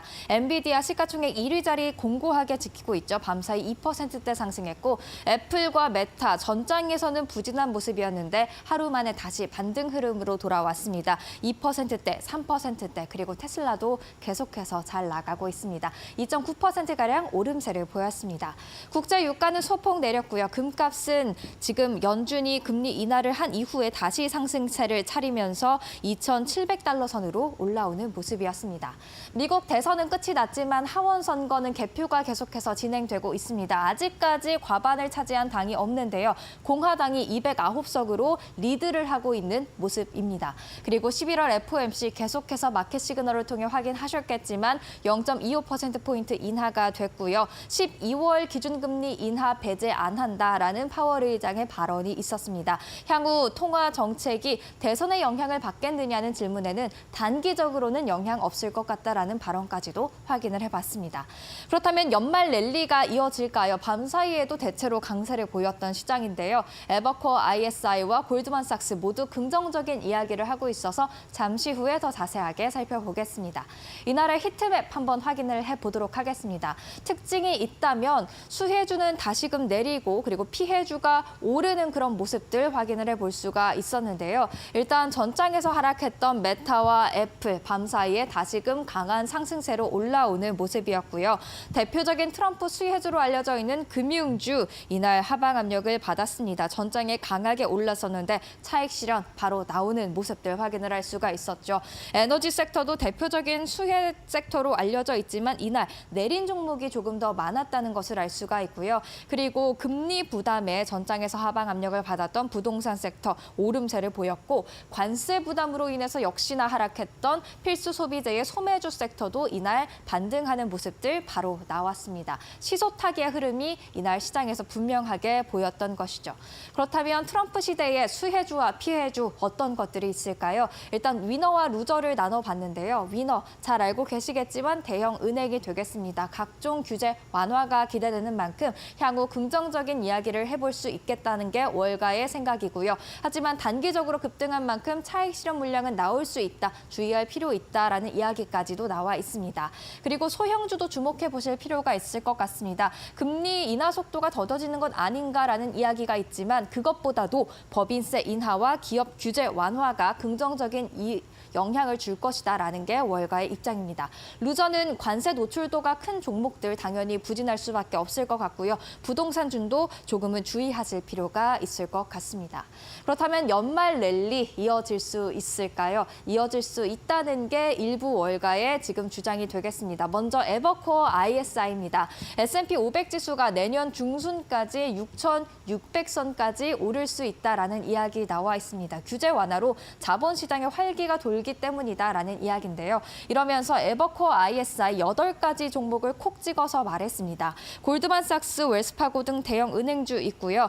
엑손모빌과 할리버튼, 석유 관련주도 포함이 돼 있고 팔로알토 네트워크스, 사이버 보안주가 되겠죠. 테슬라도 당연히 있고요. 울타뷰티, 소매주라 관세 부담이 있는 것 아닌가 생각하실 수 있는데 중국에서 수입해 오는 게 없다고 합니다. 그렇기 때문에 소매주 중에서는 울타뷰티 생각해 보셔도 좋을 것 같습니다. 골드만삭스도 연말 랠리 온다고 이야기를 합니다. 어제 랠리가 대선 이후 가장 강했다고 하는데요. 여기서 더 오를 것이고 그 강도도 생각보다 강할 수 있다는 것이죠. 또 11월은 자사주 매입이 역사적으로 강한 달이기 때문에 주가 부양에 도움이 될 수 있다라는 이야기까지 함께 했습니다. 시그널 잡아보도록 하겠습니다. 뉴욕 증시 시그널입니다. 연말 랠리를 향한 낙관론이 있었고요. 그리고 어제 생각보다는 충격이 좀 덜했던 국내 증시였던 것 같습니다. 과연 안정적인 흐름 기대할 수 있을지 오늘장 지켜보셔야겠고 뉴욕 증시 안에서 수혜주 내리고 피해주 반등하는 모습들 나타났습니다. 과연 국내 증시에서도 시소타기 흐름이 나타날지 전장에서 강한 상승세 보였던 종목들 어떻게 차익 실현이 나올지 주목해볼 필요가 있을 것 같습니다. 뉴욕 증시 시그널까지 잡아봤습니다.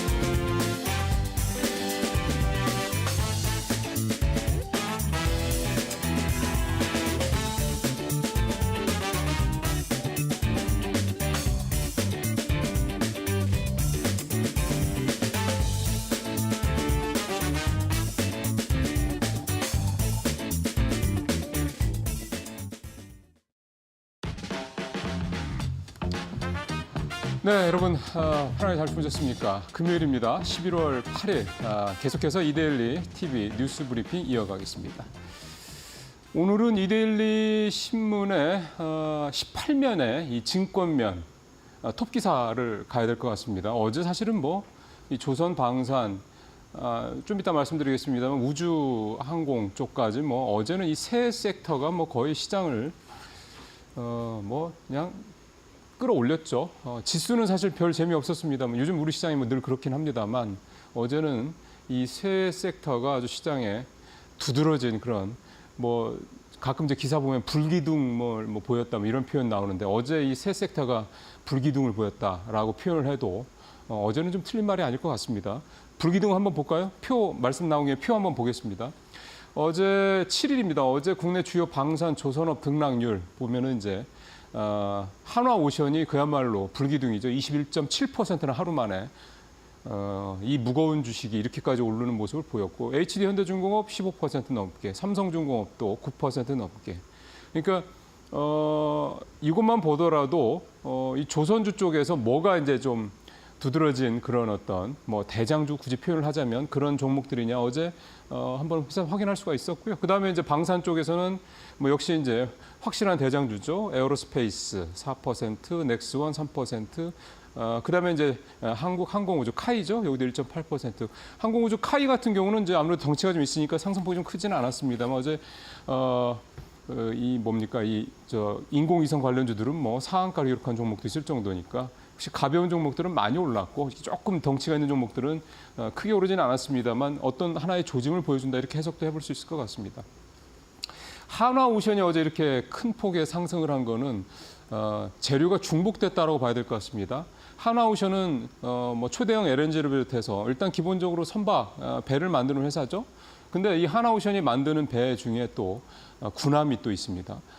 그리고 또 하나가 한화 이 오션하고 현대중공업 이렇게 어제 가장 두드러지게 올랐던 이유는 이 두 회사가 미 해군의 MRO, 그러니까 선박 수리, 개조 이 사업을 참여할 수 있는 자격을 올해 또 획득을 했지 않습니까? 그러니까 이런 두 가지 재료가 섞였기 때문에 어제 또 이렇게 두드러진 상승폭을 보였다 이렇게 좀 볼 수가 있겠습니다. 그 다음에 이제 우주항공 쪽, 그러니까 이 조선이나 방사는 사실은 어떻게 보면 이제 트럼프 뭐 수혜주 이렇게 보면 될 것 같고요. 그다음에 이제 어제 한국 항공우주 이렇게 오른 것처럼 이제 항공우주 관련주들은 어떻게 보면 이제 머스크 수혜주라고 좀 봐야 될 것 같습니다. 잘 아시는 것처럼 머스크가 스페이스X의 CEO죠. 그러다 보니까 트럼프 대통령 이제 본격화되면 우주항공 쪽에 대한 미 정부 차원의 어떤 지원이나 어떤 뭐 그런 부분들이 훨씬 더 커질 것이다 이런 예상을 좀 해보는 거죠. 그래서 이제 우리도 이제 그런 수혜를 소위 말하는 낙수 효과를 얻을 수 있지 않겠냐 그런 기대감이 어제 우리 시장에 반영이 됐다 볼 수 있겠습니다. 그러니까 이게 그냥 조선 방산주만 이런 게 아니라 반도체도 좀 2차 전지도 이렇게 좀 갔으면 좋겠는데 좀 그렇지는 않죠. 조금 이제 한 걸음 떨어져서 이제 좀 큰 그림으로 또 보면 엊그제 이 트럼프의 당선이 확정되고 난 이후의 시장 흐름을 봤을 때 미국 시장은 뭐 계속 잘 가는데 우리 시장은 지지부진합니다. 그러다 보니까 이제 이 제목처럼 트럼프 2.0 시대 투자 이민 벼르는 개미들 이제 이런 제목이 좀 나올 수밖에 없는 건데요. 사실은 지금도 이미 서학 개미들이 한 절반 정도 또는 절반 이상 이제 우리나라 투자자분들의 어떤 무게 중심이 이미 좀 미국 중심으로 좀 많이 옮겨가고 있는 상황입니다. 이제는 뭐 반반, 내년에는 이제 완전히 이제 무게 중심이 넘어가겠죠. 이런 흐름이 좀 계속되고 있는 거다라는 건데 일단 수치를 좀부터 확인을 해보면 우리 투자자들의 미국 주식 보관 금액, 그러니까 쉽게 생각하면 내가 이제 미국 주식을 얼마나 갖고 있는지를 이제 총합을 해놓은 거죠. 올 2023년 작년 11월 1년 전에 650억 달러였던 게 지금 932억 달러니까 1년 새 대략 한 300억 달러 정도, 그러니까 한 50% 정도 이제 우리 주식 투자, 해외 주식 투자, 미국 주식 투자가 늘어났다 이런 얘기가 되는 거고요. 그 옆에 이제 막대 그래프 보면 최근 6개월간 한국과 미국 증시 등락률만 보더라도 그쵸? 미국은 불기둥을 뭐 세 군데나 뿜어내고 있는데 우리는 이제 이걸 물기둥이라고 그래야 됩니까? 우리는 코스피 코스닥은 이렇게 아래로 파란 색깔의 폭포수를 뿜어내고 있는 그런 모습이 나타나고 있습니다. 상당히 좀 안타까운 상황입니다. 디커플링이 이렇게까지 갈 필요가 있느냐 여러 가지 상황인데 수급적인 측면도 좀 있고요. 우리 경제의 펀더멘탈이 조금 뭔가 우려감이 나오는 것도 있고 특히 삼성전자가 많이 이게 하락하고 외국인들이 팔고 있는 그런 것들이 이제 한국 경제에 대해서 성장성이 조금 의문부호해졌다 뭐 이런 얘기도 나오고 있고 그러다 보니까 우리 투자자들이 국장보다는 자꾸 미국장으로 움직이고 있는 어떻게 보면 좀 불가피한 뭐 투자 이익을 생각한다면 당연히 이게 누가 보더라도 합리적인 선택이니까요. 그런 상황이 나타나고 있다라는 기사가 오늘 이데일리 신문에 또 나와 있고요. 이런 말씀드린 이런 추세를 좀 더 이렇게 뭐랄까요 더 강화하는 더 부추길 수밖에 없는 그런 현상이 또 환율입니다. 아시는 것처럼 이제 우리가 해외 투자를 할 때 항상 이 환율 문제, 환차익 또는 환차손을 이제 항상 감안을 하고 투자를 해야 되죠. 그래서 뭐 해지도 하고 이렇게 하는데요. 우리가 내가 미국에 투자했을 때 미국의 달러 가치가 올라가면 환차 이익을 얻지만 내가 미국에 투자했을 때 달러 가치가 떨어지면 환차 손을 입습니다. 다른 데서 수익을 내더라도요. 그런데 지금 환율이 아시는 것처럼 뭐 1,400원대 초반까지 지금 급등을 한 그런 상황이고 이런 상황이 계속된다고 그러면 앞서 말씀드렸던 이런 서학개미들의 미국 시장 이동, 우리 투자자들의 미국 시장 이동 추세는 사실은 좀 더 속도를 낼 수밖에 없다, 가속화될 수밖에 없다 이렇게 해석을 할 수밖에 있겠습니다. 원달러 환율 지금 화면에 나옵니다만 미국이 이제 기준금리를 연준이 내리고 난 다음 9월 중순 이후에 이제 저렇게 1,300원대 초반까지 떨어졌던 게 지금은 1,400원대를 넘어섰으니까 약 한 달 반새 100원이 넘게 환율이 100원이 넘게 오른다는 건 엄청난 거거든요. 이런 모습을 좀 보이고 있다라는 거. 그만큼 우리 어떤 경제에 대한 여러 가지 좀 우려들이 이 환율에 그대로 투영되고 있다 이렇게 좀 봐야 될 것 같고요.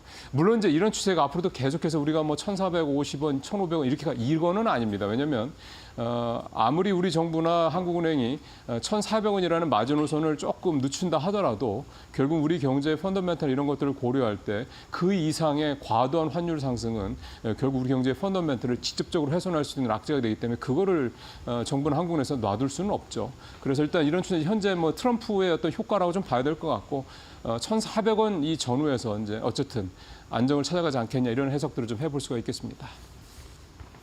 자, 오늘 마지막 기사는 현대차 얘기를 좀 해보도록 하겠습니다. 트럼프 당선되고 난 이후에 현대차 또 기아 주가가 조금 부진하죠. 뭐 아무래도 이제 친환경 쪽, 특히 이제 현대차랑 기아가 좀 미국이나 유럽에서 이제 전기차를 많이 요즘에 팔고 있는데. 미국 같은 경우는 트럼프가 되면 뭐 잘 아시는 것처럼 뭐 친환경 쪽에 뭐 보조금을 끊는다 등등 이런 좀 부정적인 얘기들이 많이 나오다 보니까 현대차의 어떤 현대차 그룹의 미국 어떤 판매 전략 이런 데 있어서 뭔가 좀 변화가 생길 수밖에 없느냐. 변화라는 거는 잘 아시는 것처럼 주식시장에서는 불확실성이기 때문에 그렇죠. 그런 부분들 때문에 현대차의 그룹의 주가가 최근에 좀 좋지는 않았는데 근데 실적은 정말 계속해서 잘 나가고 있습니다. 여기 이 제목을 보면 이 표를 먼저 보는 게 낫겠죠. 주요 완성차 업체 영업이익률인데 3분기 올해 1분기부터 3분기까지 누적입니다. 그러니까 올해 내내 보면 도요타 이게 도요타는 잘 아시는 것처럼 세계 지금 현재 1위입니다. 도요타가 10.4% 영업이익률, 현대차 10.2% 영업이익률 사실은 거의 영업이익률이 비슷하다라고 봐야 됩니다. 이제 2위 그룹이 폭스바겐인데 보십시오. 거의 2배가 좀 차이가 나는 거죠. 이 정도로 도요타와 현대차 공교롭게도 이제 둘 다 아시아에 있는 이제 회사들인데 이 아시아 두 완성차 브랜드가 말하면 이제 자동차 제국이라고 할 수 있는 독일차 브랜드들을 이렇게까지 앞서고 있는 상황이 좀 나타나고 있는 거. 이거 상상이나 할 수 있었겠습니까? 그 정도로 지금 이 전기차 시대로 과도기적인 상황으로 좀 전환하는 과정에서 기존의 내연차 강자들은 이렇게 밀려나고 있는 상황이고 도요타와 한국 현대차 그룹 이 두 아시아 완성차 그룹이 지금 앞서 나오고 있다는 건데요. 이렇게까지 영업이익률도 좋고 그다음에 매출도 크게 늘어나는 가장 큰 이유는 현대차 그룹도 그렇고 도요타 그룹도 그렇고 내연기관차도 생산하면서 하이브리드라든가 또는 전기차까지 이렇게 이 포트폴리오가 더 좀 뭐 다양하다, 커버리지가 넓다 이런 부분에서의 경쟁력이 있기 때문입니다. 물론 현대차는 도요타보다 조금 더 커버리지가 좀 더 안정적인 거죠. 도요타는 전기차는 아직 미약하고 하이브리드 쪽이 워낙에 좀 강세를 보이는 반면에 현대차는 물론 하이브리드 쪽은 도요타만큼은 아니지만 하이브리드 좀 잘 팔리고 있고 또 전기차도 어쨌든 계속해서 판매량이 늘어나고 있는 그런 상황입니다. 그러니까 물론 사이즈로 봤을 때 아직 현대차가 도요타를 뭐 이렇게 넘어설 정도로 가기에는 좀 시간이 필요할 것 같습니다. 하지만 현대차 그룹이 쌓고 있는 이런 어떤 포트폴리오 이런 작업들이 앞으로 시간이 가면 갈수록 더 빛을 발할 수 있겠다. 이게 뭐 너무 국뽕스러운 뭐 생각일 수도 있긴 하겠습니다만 그만큼 이제 현대차의 위상이 과거 뭐 4위냐 5위냐 6위냐 이런 차원을 이제 넘어섰다. 이 전환기. 내연기관에서 전기차로 이 전환기를 현대차 그룹이 슬기롭게 잘 대처하고 있다. 이런 해석은 충분히 해볼 수 있지 않겠냐 생각이 들고요. 이제 트럼프가 대통령이 된다라는 점, 이런 점들이 이제 현대차한테는 새로운 불확실성, 새로운 변수로 작용하기 때문에 이거를 이제 현대차 그룹이 어떻게 또 잘 헤쳐나갈 것이냐, 이게 또 현대차 그룹에 대한 또 하나의 관전 포인트가 될 수 있겠다 생각이 좀 듭니다. 뉴스브리핑 마치겠습니다.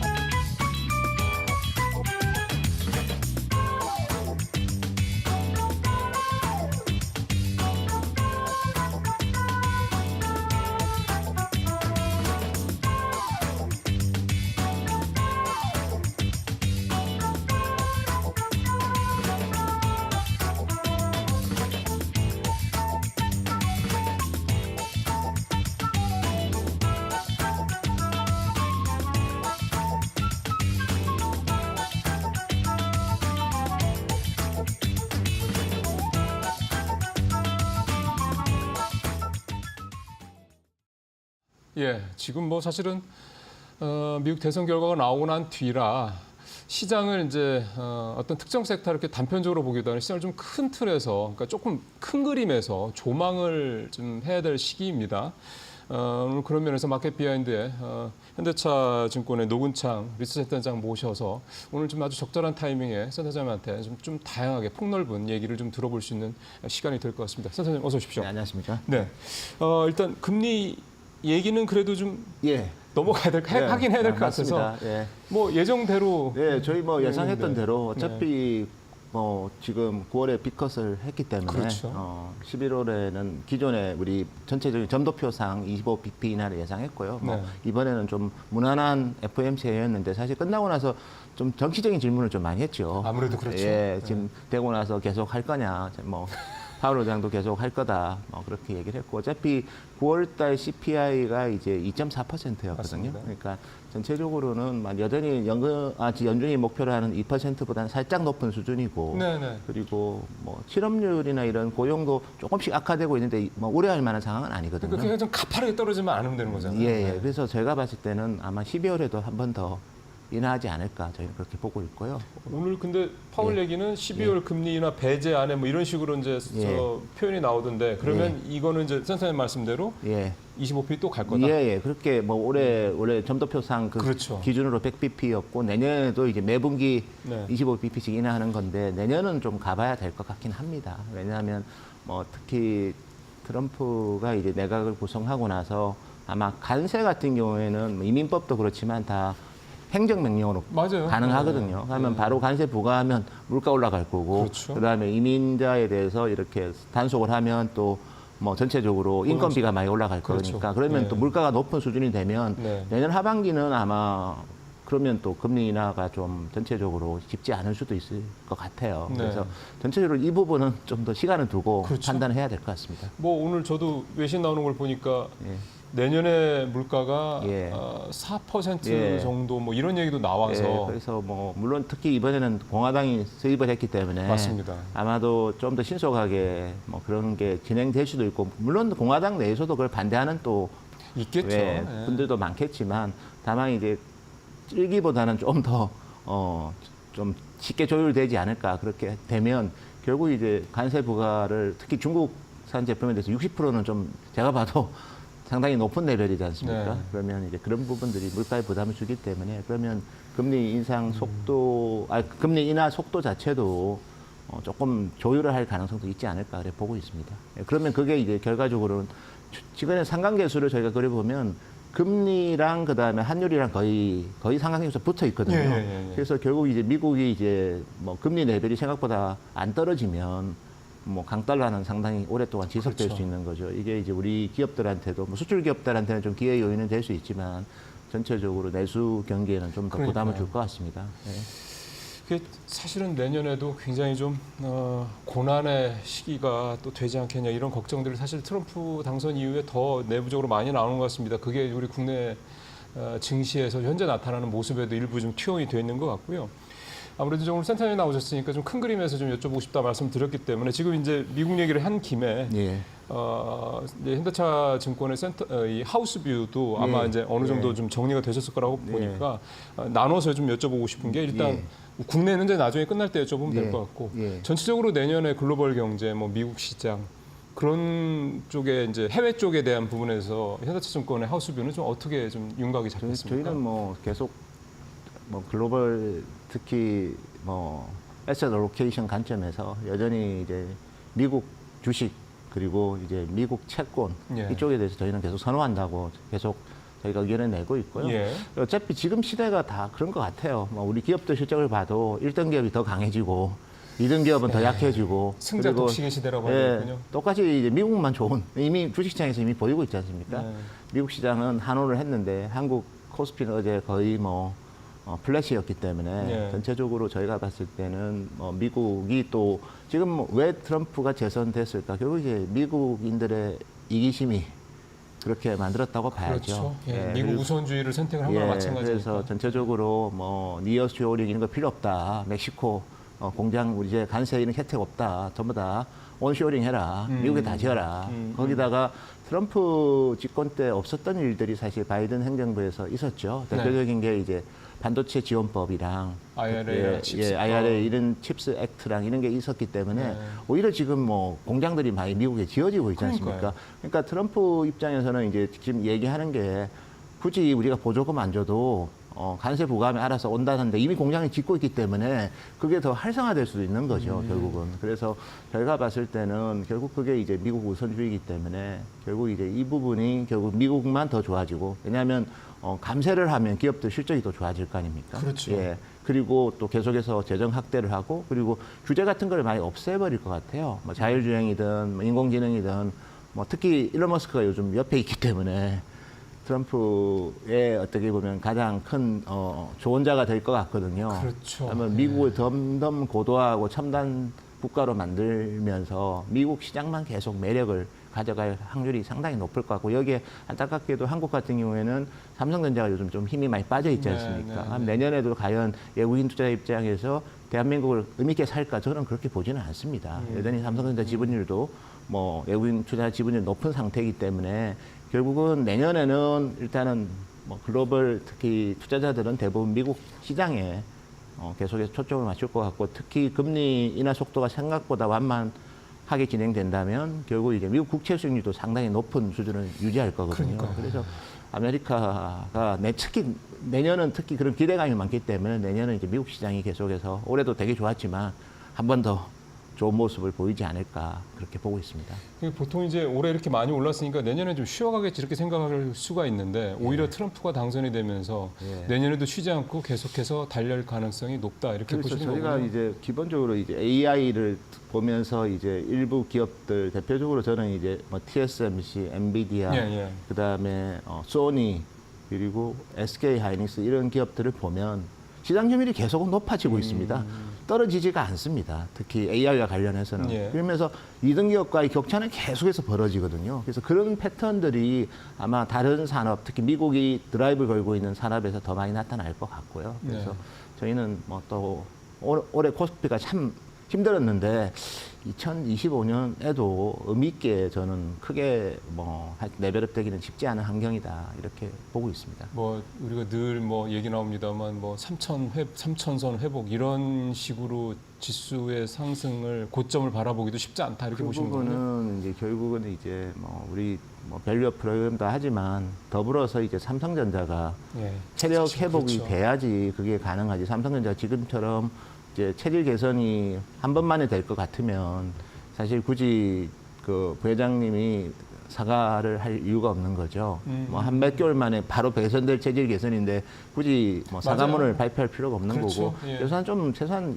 2년 이상 걸린다고 보는 것 같아요. 아. 다만 이제 주식이라는 거는 또 주가라는 거는 또 2년 뒤에 체질 개선이 되더라도 개선되는 게 어느 정도 가정만 좀 공감이 돼도 그렇죠. 선반영될 수는 그렇죠. 있기 때문에 그렇죠. 네네. 저희는 이제 내년 하반기는 좀 뭐 봐야 되는데, 다만 이제 2026년에 또 반도체 사이클이 또 꺾일 수가 있거든요. 네. 그래서 그런 것 때문에 25년에도 삼성전자가 의미 있게 저는 반등하기는 쉽지는 않을 것 같고, 그렇게 본다면 코스피도 외국인 투자자 입장에서는 그렇게 매력적인 시장이 아닐 것 같아요.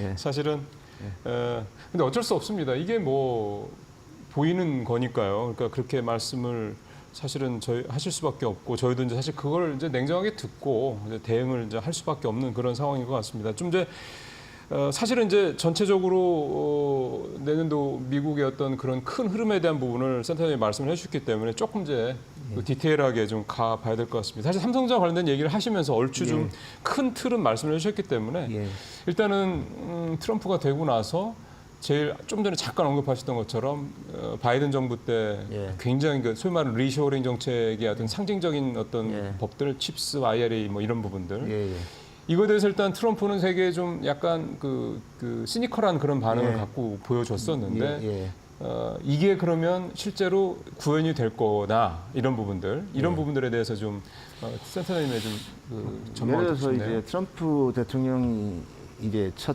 재임했을 때는 미국에 공장을 안 갔지 않습니까? 그렇죠. 그러니까 트럼프 입장에서는 아메리카 퍼스트이기 때문에 사실 다른 나라에서 만드는 게 미국 소비자한테는 훨씬 저렴합니다. 미국에서 만들면 비싸지거든요. 인건비도 높고 예. 그래서 전체적으로 그랬는데, 근데 지난 바이든 행정부에서 이걸 해줬죠. 질러놨기 때문에 예. 그러면 이제 본인 입장에서는 그러면 어차피 공장이 있으니 이제는 뭘 만들 거 아닙니까? 그렇죠. 그러면 굳이 보조금 안 줘도 관세를 높이면 알아서 와서 만들 거고 그다음에 미국 기업, 미국 현지 우리 공장에 대해서도 법인세 감면을 해주면 당연히 그런 혜택이 있을 거니까 없었다면 오히려 그런 얘기를 안 했겠지만 바이든 행정부 때 공장 지으라고 해서 다 공장 지어버렸잖아요. 네. 그럼 여기서 이제 관세 부과를 세게 해버리면 미국에서 더 지어버리면 관세가 해당이 안 되기 때문에 네. 결국 이제 그런 좀 뭐라고 할까요? 영리한 코멘트를 하는데 그래도 제가 봤을 때는 뭐 IRA든 반도체 뭐 칩스 액트, 사이언스든 기본적으로는 이제 바인딩 조약들이 많이 있습니다. 그러니까 이건 반드시 바꾸려면 상당히 힘듭니다. 아, 그러니까 예. 이거는 꼭 해야 되는, 꼭 예, 해줘야 이 되는. 입법으로 바꾸는 거를 막기 위한 조항들이 좀 있거든요. 그래서 저희는 뭐 전면적으로 보조금을 안 주고 그거는 쉽지는 않을 거라고 보고 있고요. 네네. 그리고 이번 트럼프 또 2기는 또 가장 큰 특징이 물론 공화당이 수입한 거는 전 1기랑은 좀 다르지만 일단은 트럼프도 이제 마지막 대통령이잖아요. 그렇죠. 예, 그리고 그래서- 자기도 이제 뭔가 좀 레거시를 만들어야 할 때가 됐죠. 그래서 네. 27년부터는 아마 내임덕이 올 수도 있어요. 아, 그렇게 빨리요? 아니 한 2년 정도 하고 그다음부터 2년은 하긴, 예. 그러면 이는 보조금이나 이런 게 입법하는 과정에서도 이제 그런 거 눈치 보는 분들도 있기 때문에 아. 이미 주기로 한 거를 뭐 그리고 공화당이 또 주로 주장해서 또 한 것도 그 지역들이 또 많고. 그리고 예. 공화당 스윙 스테이트에 주로 있고 그래서 저희가 봤을 때는 이제 이런 부분들을 뭐 완전히 백지화하는 건 불가능할 거고 약간 레벨 자체를 좀 낮추는 정도. 그래서 결국 이제 우리가 공장을 짓고 있기 때문에 그걸 또 활용하는 방법들. 그래서 관세 같은 게 좀 저는 민감할 것 같아요. 정말 그렇죠. 관세를 많이 높여버리면 미국 공장은 좀 더 적극적으로 활용할 가능성이 네. 크고 그거는 결국 이제 미국한테 좋은 거지 않습니까? 미국에서 고용을 더 할 거고. 그렇죠. 그래서 이런 부분들이 좀 복잡하지만 심플하게 보면 공장이 없을 때 말했던 것보다 공장이 있을 때 말했기 때문에 차라리 어차피 미국 공장을 좀 어떻게 하면 효율적으로 활용할까를 오히려 적극적으로. 지금부터 예. 고민하는 게 맞을 것 같고 다만 이제 멕시코에 지어 있는 공장들은 참 이런 부분들은 좀 저희도 복잡한 이슈인 것 같습니다. 그러니까 멕시코 같은 경우 지금 아까도 잠깐 말씀하셨던 것처럼 트럼프가 예. 소위 말해서 그쪽에 여러 가지 혜택 같은 관세 혜택 이런 거 다 안 주겠다. 안 주겠다라는 거니까. 그래서 이 부분은 그래도 공장이라는 게 그래 내일부터 여기 지을게 하면 바로 생기는 게 아니라 물도 연결해야 돼, 용수도 돼야 되고 그다음에 전력도 들어가야 그렇죠. 되고 그래서 사실은 이제 이런 부분들은 좀 약간 유예 기간을 주는데 유예 기간 주는 시간이 지나면 또 어느 시점에는 또 또 레임덕이 레임덕이 또 올 수 있으니까. 있거든요. 그래서 그럴 수도 있고요. 저는 그렇게 대단하게 유별난 일이 일어나지는 않을 것 같아요. 그 부분에 대해서는. 그러면 지금 이거는 반도체만 국한된 그런 어떤 방향이 아니라 전 제조업들 다 해당되는 2차 전지 특히 우리 같은 경우 맞습니다. 예민한 게 2차 전지. 예, 뭐 자동차도 그렇고, 그렇고. 2차 전지도 그렇고, 나머지 또 우리 다른 제조 업종들도 다 해당되는 거거든요. 그러면 지금의 뭐 이를테면 뭐 아시겠지만은 요 며칠 사이에 2차 전지나 뭐 반도체주는 뭐 그렇다 치더라도 2차 예. 전지 같은 경우는 많이 주가가 또 떨어졌다는 예. 거예요. 결국 이런 부분들에 대한 우려 때문인데 예, 근데 뭐 과하게 좀, 반응한다고. 좀 강하게 반영하고 있다고 봅니다. 예. 그러면 좀 말씀하신 걸 들어보면 이제 미국이 관세를 부과하고 이미 미국에 지어진 공장을 더 적극적으로 활용하고 그러면 예. 투자가 더 이루어질 수밖에 없다는 얘기가 맞습니다. 되는 거고. 예. 그러면 이제 국내에서 남는 게 별로 없네요. 그래서 제가 아메리카 위주로 미국인들의 어떻게 보면 자국 우선주의가 결국 이번 선거 결과를 만든 거기 때문에 네. 결국 이제 그걸 좀 더 확대하는 방향으로 내년에는 펼칠 거예요. 그러면 당연히 주식이라는 게 꼭 그게 진행이 되든 안 되든 간에 그런 가시성만 보여도 그렇죠, 센티멘트가 글로 쏠리거든요. 그래서 그런 부분들이 2025년에는 저는 여전히 미국 우선주의에 맞게 투자 전략을 짜는 게 조금 더 이제 수익률 제고에 도움이 될 것 같습니다. 그러게요. 사실은 저도 앞에서 뉴스 브리핑에서 사실 그 얘기를 계속 했는데 예. 뭐 이들 신문에 나온 얘기들이긴 합니다만 센터장님도 좀 같은 생각을 갖고 예, 계시면 예. 사실 그게 뭐 예. 비단 센터장님만 그러신 게 아니라 많이들 여의도에서도 그렇게들 보고 계신다는 말씀인 뭐 대부분 거잖아요. 그렇게 보고 오히려 저한테 이제 우리 기관주사분들이 많이 좀 되게 힘들어하면서 우리 내년에는 어떻게 되냐고. 그렇죠. 그래서 그럼 물어봐야죠. 내년도도 사실 코스피가 왜냐하면 삼성전자가 또 힘이 세지였으면 이런 것도 어느 정도 극복이 되는데 제일 큰 기업이 그러니까 이제 특히 우리 주요 뭐 자금을 집행하는 그런 연기금이든 그렇죠. 보유 이런 쪽도 한국 주식에 대해서 이거 과연 배정을 많이 하는 게 맞냐에 대한 의심을 좀 합니다. 연금 내년- 같은 국민연금만 해도 벌써 계속해서 매년 좀씩 예. 비중을 줄여나가겠다고 이미 선언한 상황이잖아요. 예, 그럼 뭐 나머지 연기금들도 좀 그런 상황이라서 그러니까, 예. 자금 집행이 많이 안 되면 결국 이제 뭐 전체적으로는 수급적으로도 그렇게 그렇죠. 우호적이지는 않거든요. 이런 부분들이 사실 25년에 또 힘들게 하는 부분이 되지 않을까 그렇게 저희는 보고 있습니다. 기관들이 참 올해 사실은 우리 시장 별로 그렇게 열심히 이제 사지 않았는데 우리 뭐 예. 순매도했다고 하니까. 근데 대만 증시는 많이 올랐거든요. 근데 그러니까요. 우리 한국 증시만 많이 빠져가지고요. 이 정도로 이제 디커플링이 된 경우가 많지는 않았어요. 그런데 그 중심에 삼성전자가 있다는 거죠. 그렇죠. 예. 그러면은 수급적인 측면을 봤을 때는 내년에도 크게 기대하기는 좀 어려운 상황이고 그러면 내년에도 미국 시장은 이런 식이라고 말씀하신 데 전망대로 간다 그러면 미국 시장은 계속 어쨌든 예. 우상향 추세가 조정의 중간정에 있다 갈 예, 거고 예. 우리는 계속해서 약간 예, 지지부진하고 예, 제가 최근에 이제 우리 운용사들, 뭐 주요 운용력들, 뭐 CIO들 만나면 새로운 펀드를 만드는데 한국 주식 전용 펀드는 안 팔린답니다. 아, 미국 그렇죠. 주식 투자하는 펀드만 이미 창구에서도 팔리는 상황이기 때문에 결국 이제 우리 뭐 미국 주식이나 미국 뭐 국채 투자를 많이 하면 할수록 또 달러는 또 강세 요인이 되는 그렇죠. 거거든요. 예. 계속 이제 우리가 달러를 사야 되니 자꾸 예. 이제 달러 가치는 올라가고 예, 원화 가치는 예. 떨어질 수밖에 없는. 중국 얘기도 당연히 좀 센터장님 예. 오셨으니까 여쭤봐야 될 것 같아요. 예. 그러니까 앞서 잠깐 말씀하셨지만 중국에 60% 관세를 부과하겠다 이런 얘기를 했고 뭐 상황 봐서는 더 할 수도 있다 이런 얘기를 지금 트럼프가 해놓은 상황인데 예. 여기서 이제 우리가 얻을 수 있는 게 그게 뭐 반도체든 2차 전지든 뭐 친환경 관련 쪽 섹터든 간에 결국 우리가 이제 뭐 조선도 어제 트럼프가 했던 조선도 예. 그렇고 뭔가 우리가 좀 기업들이 반사이익을 얻을 수 있겠냐라는 부분에 대해서 올해 일부 그런 것들이 좀 기대감에 주가가 좀 오르기도 했었는데 예. 이게 이제 트럼프가 이제 본격적으로 집권하고 갈 경우 소위 말하는 트럼프 2.0 시대에 예. 우리가 중국 그 견제에 대한 중국 압박에 대한 반사이익을 우리가 좀 더 많이 볼 수 있을까라는 부분을 어떻게 좀 냉정하게 봐야 될까요? 저는 뭐 실질적으로 또 새로운 제재를 중국 기업들한테 하겠다고 지금도 이미 뭐 네. 나머지 뭐 범용 장비까지도 지금 얘기가 벌써 아직 바이든 행정부 상황에서 나오고 있고요. 네. 두 번째는 이제 트럼프가 되면 좀 더 적극적으로 할 거로 봅니다. 특히 최근에 이제 중국 디램 회사가 좀 상당히 생산 능력을 계속 많이 올라오고 높였거든요. 있죠. 예. CXMT 같은 경우에 뭐 그런 기업 같은 경우는 이제 블랙리스트 등재 가능성이 좀 더 부각이 될 것 같고요. 그래서 그런 부분은 반사이익이 될 수 있는데 다만 이제 우리 전체적으로 봤을 때 이제 중국 시장 자체에 대해서는 또 뭐 중국에도 메모리 회사들이 2개나 있거든요.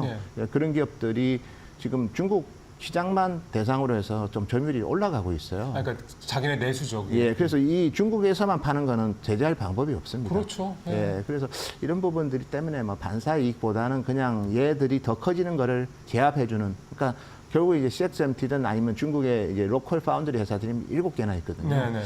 여기에 대해서 뭐 장비 수출 제재를 범용 제품까지 확대를 해버리면 그들은 결과적으로는 이제 뭐 중국 로컬 장비를 가지고 만약에 생산 시설을 늘리면 그 제품의 좀 품질에 좀 퀄리티는 떨어질 거거든요. 그래서 뭐 결국 이제 그런 부분의 반사 이익이지 이것 때문에 우리가 중국에서 중국향 매출이 늘고 그런 반사이익은 별로 없을 것 같아요. 근데 지금 우려하는 게 지금 그렇게 말씀하신 대로 중국의 로컬 업체들의 그런 어떤 소위 말하는 이제 범용 예. 칩에서의 그런 예. 뭐 경쟁력 그다음에 품질 수준이 계속 올라가다 보니 예. 지금 예를 들어 삼성전자 같은 경우는 사실은 중국에 뭐에서 올리는 매출이 상당히 비중이 높은데 예. 한 40% 정도 됐나요? 제가 정확하게는 모르겠습니다. 기억이 안 납니다만 그러면 이제 또 삼성전자 얘기긴 한데 반도체 얘기를 하다 보니 예. HBM이 지금 뭐 그렇습니다. 이렇게 예. 확 가지 못하는 예. 상태에서 예. 중국에서 이렇게 치고 올라와서 중국 쪽에서의 매출이 범용 반도체 쪽에서도 예. 줄어든다고 그러면 삼성전자는 상당히 힘들죠. HBM도 안 되고 이쪽도 안 되고 이런 상황이 좀 그래서 띄일 것 사실 같아요. 뭐 관세를 부과하면 AI 반도체는 저는 영향이 적을 것 같아요. 왜냐하면 그 빅테크들의 데이터 센터 투자는 실질적으로는 그렇게 뭐 관세 조금 높인다고 해서 투자 안 하고 그러지는 않을 건데, 근데 그렇겠죠.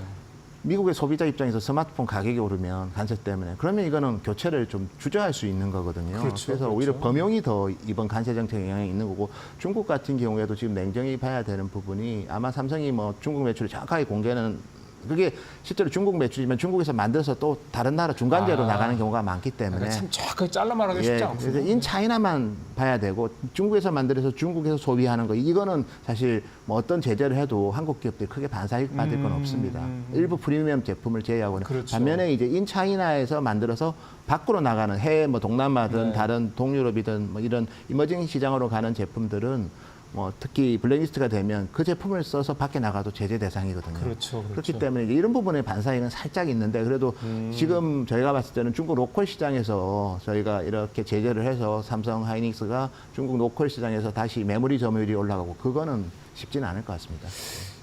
이게 참 좀 복잡한 이슈긴 한데요. 예, 말씀을 계속 듣지만 저도 예.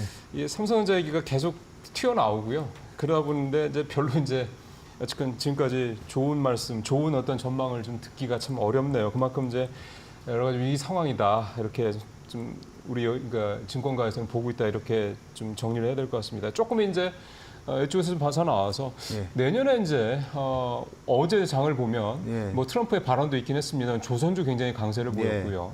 방사는 계속해서 뭐 어쨌든 예. 좋은 것 같고 예. 그다음에 트럼프가 되다 보니 우크라이나 전쟁이 종료가 되고 그러면 또 우크라이나 재건 관련돼서 뭐 이런 거에 대한 기대감도 좀 건설 있는 것 쪽도, 같고요. 예.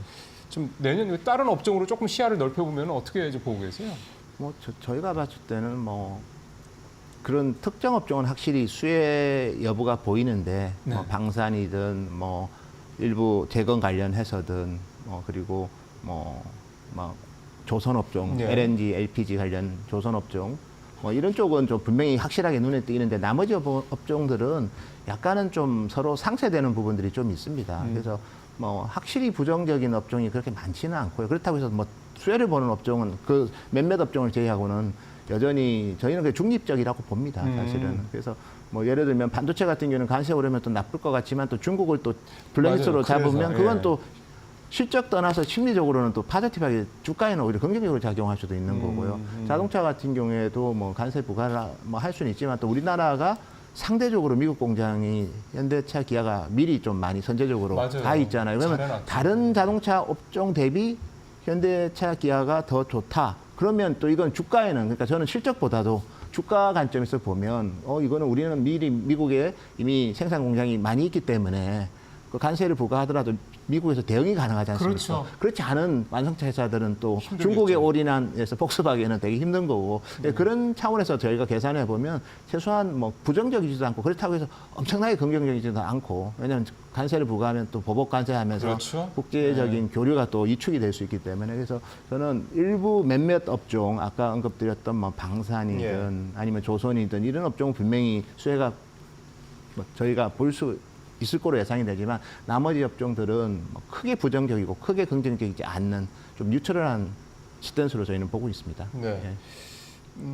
그럼 이제 큰 틀에서 보면 아무래도 내년 상황을 봤을 때 올해 같은 국장보다는 미장에 대한 관심을 예. 더 많이 가져야 될 필요가 있고 예. 그다음에 어쨌든 명확하게 좀 내년에도 괜찮을 거라고 좀 전망이 예. 되는 데는 조선, 방산, 뭐 재건 예. 쪽 뭐 이런 예. 쪽으로 예. 이제 보여지고 그리고 네. 맞습니다. 그리고 저는 이제 일론 머스크가 어쨌든 역할을 많이 할 것 같고요. 그렇죠. 그래서 규제를 많이 풀면 뭐 자율주행이 지금은 뭐 기술적인 이슈보다는 저는 규제 이슈가 더 크다고 보는데 그렇죠. 런 거 풀어주면 첨단 산업이 훨씬 더 부각될 수 있고요. 그러면 우리나라 기업들도 그 관련된 뭐 반도체도 당연히 수혜를 받을 수 그렇죠. 있고 HBM 같은 경우는 AI 데이터 센터 만들고 그래서 그런 걸 드라이브 걸면 또 반도체 업종이 또 생각보다 좋아질 수도 있다. 예, 부각을 받을 수 있고요.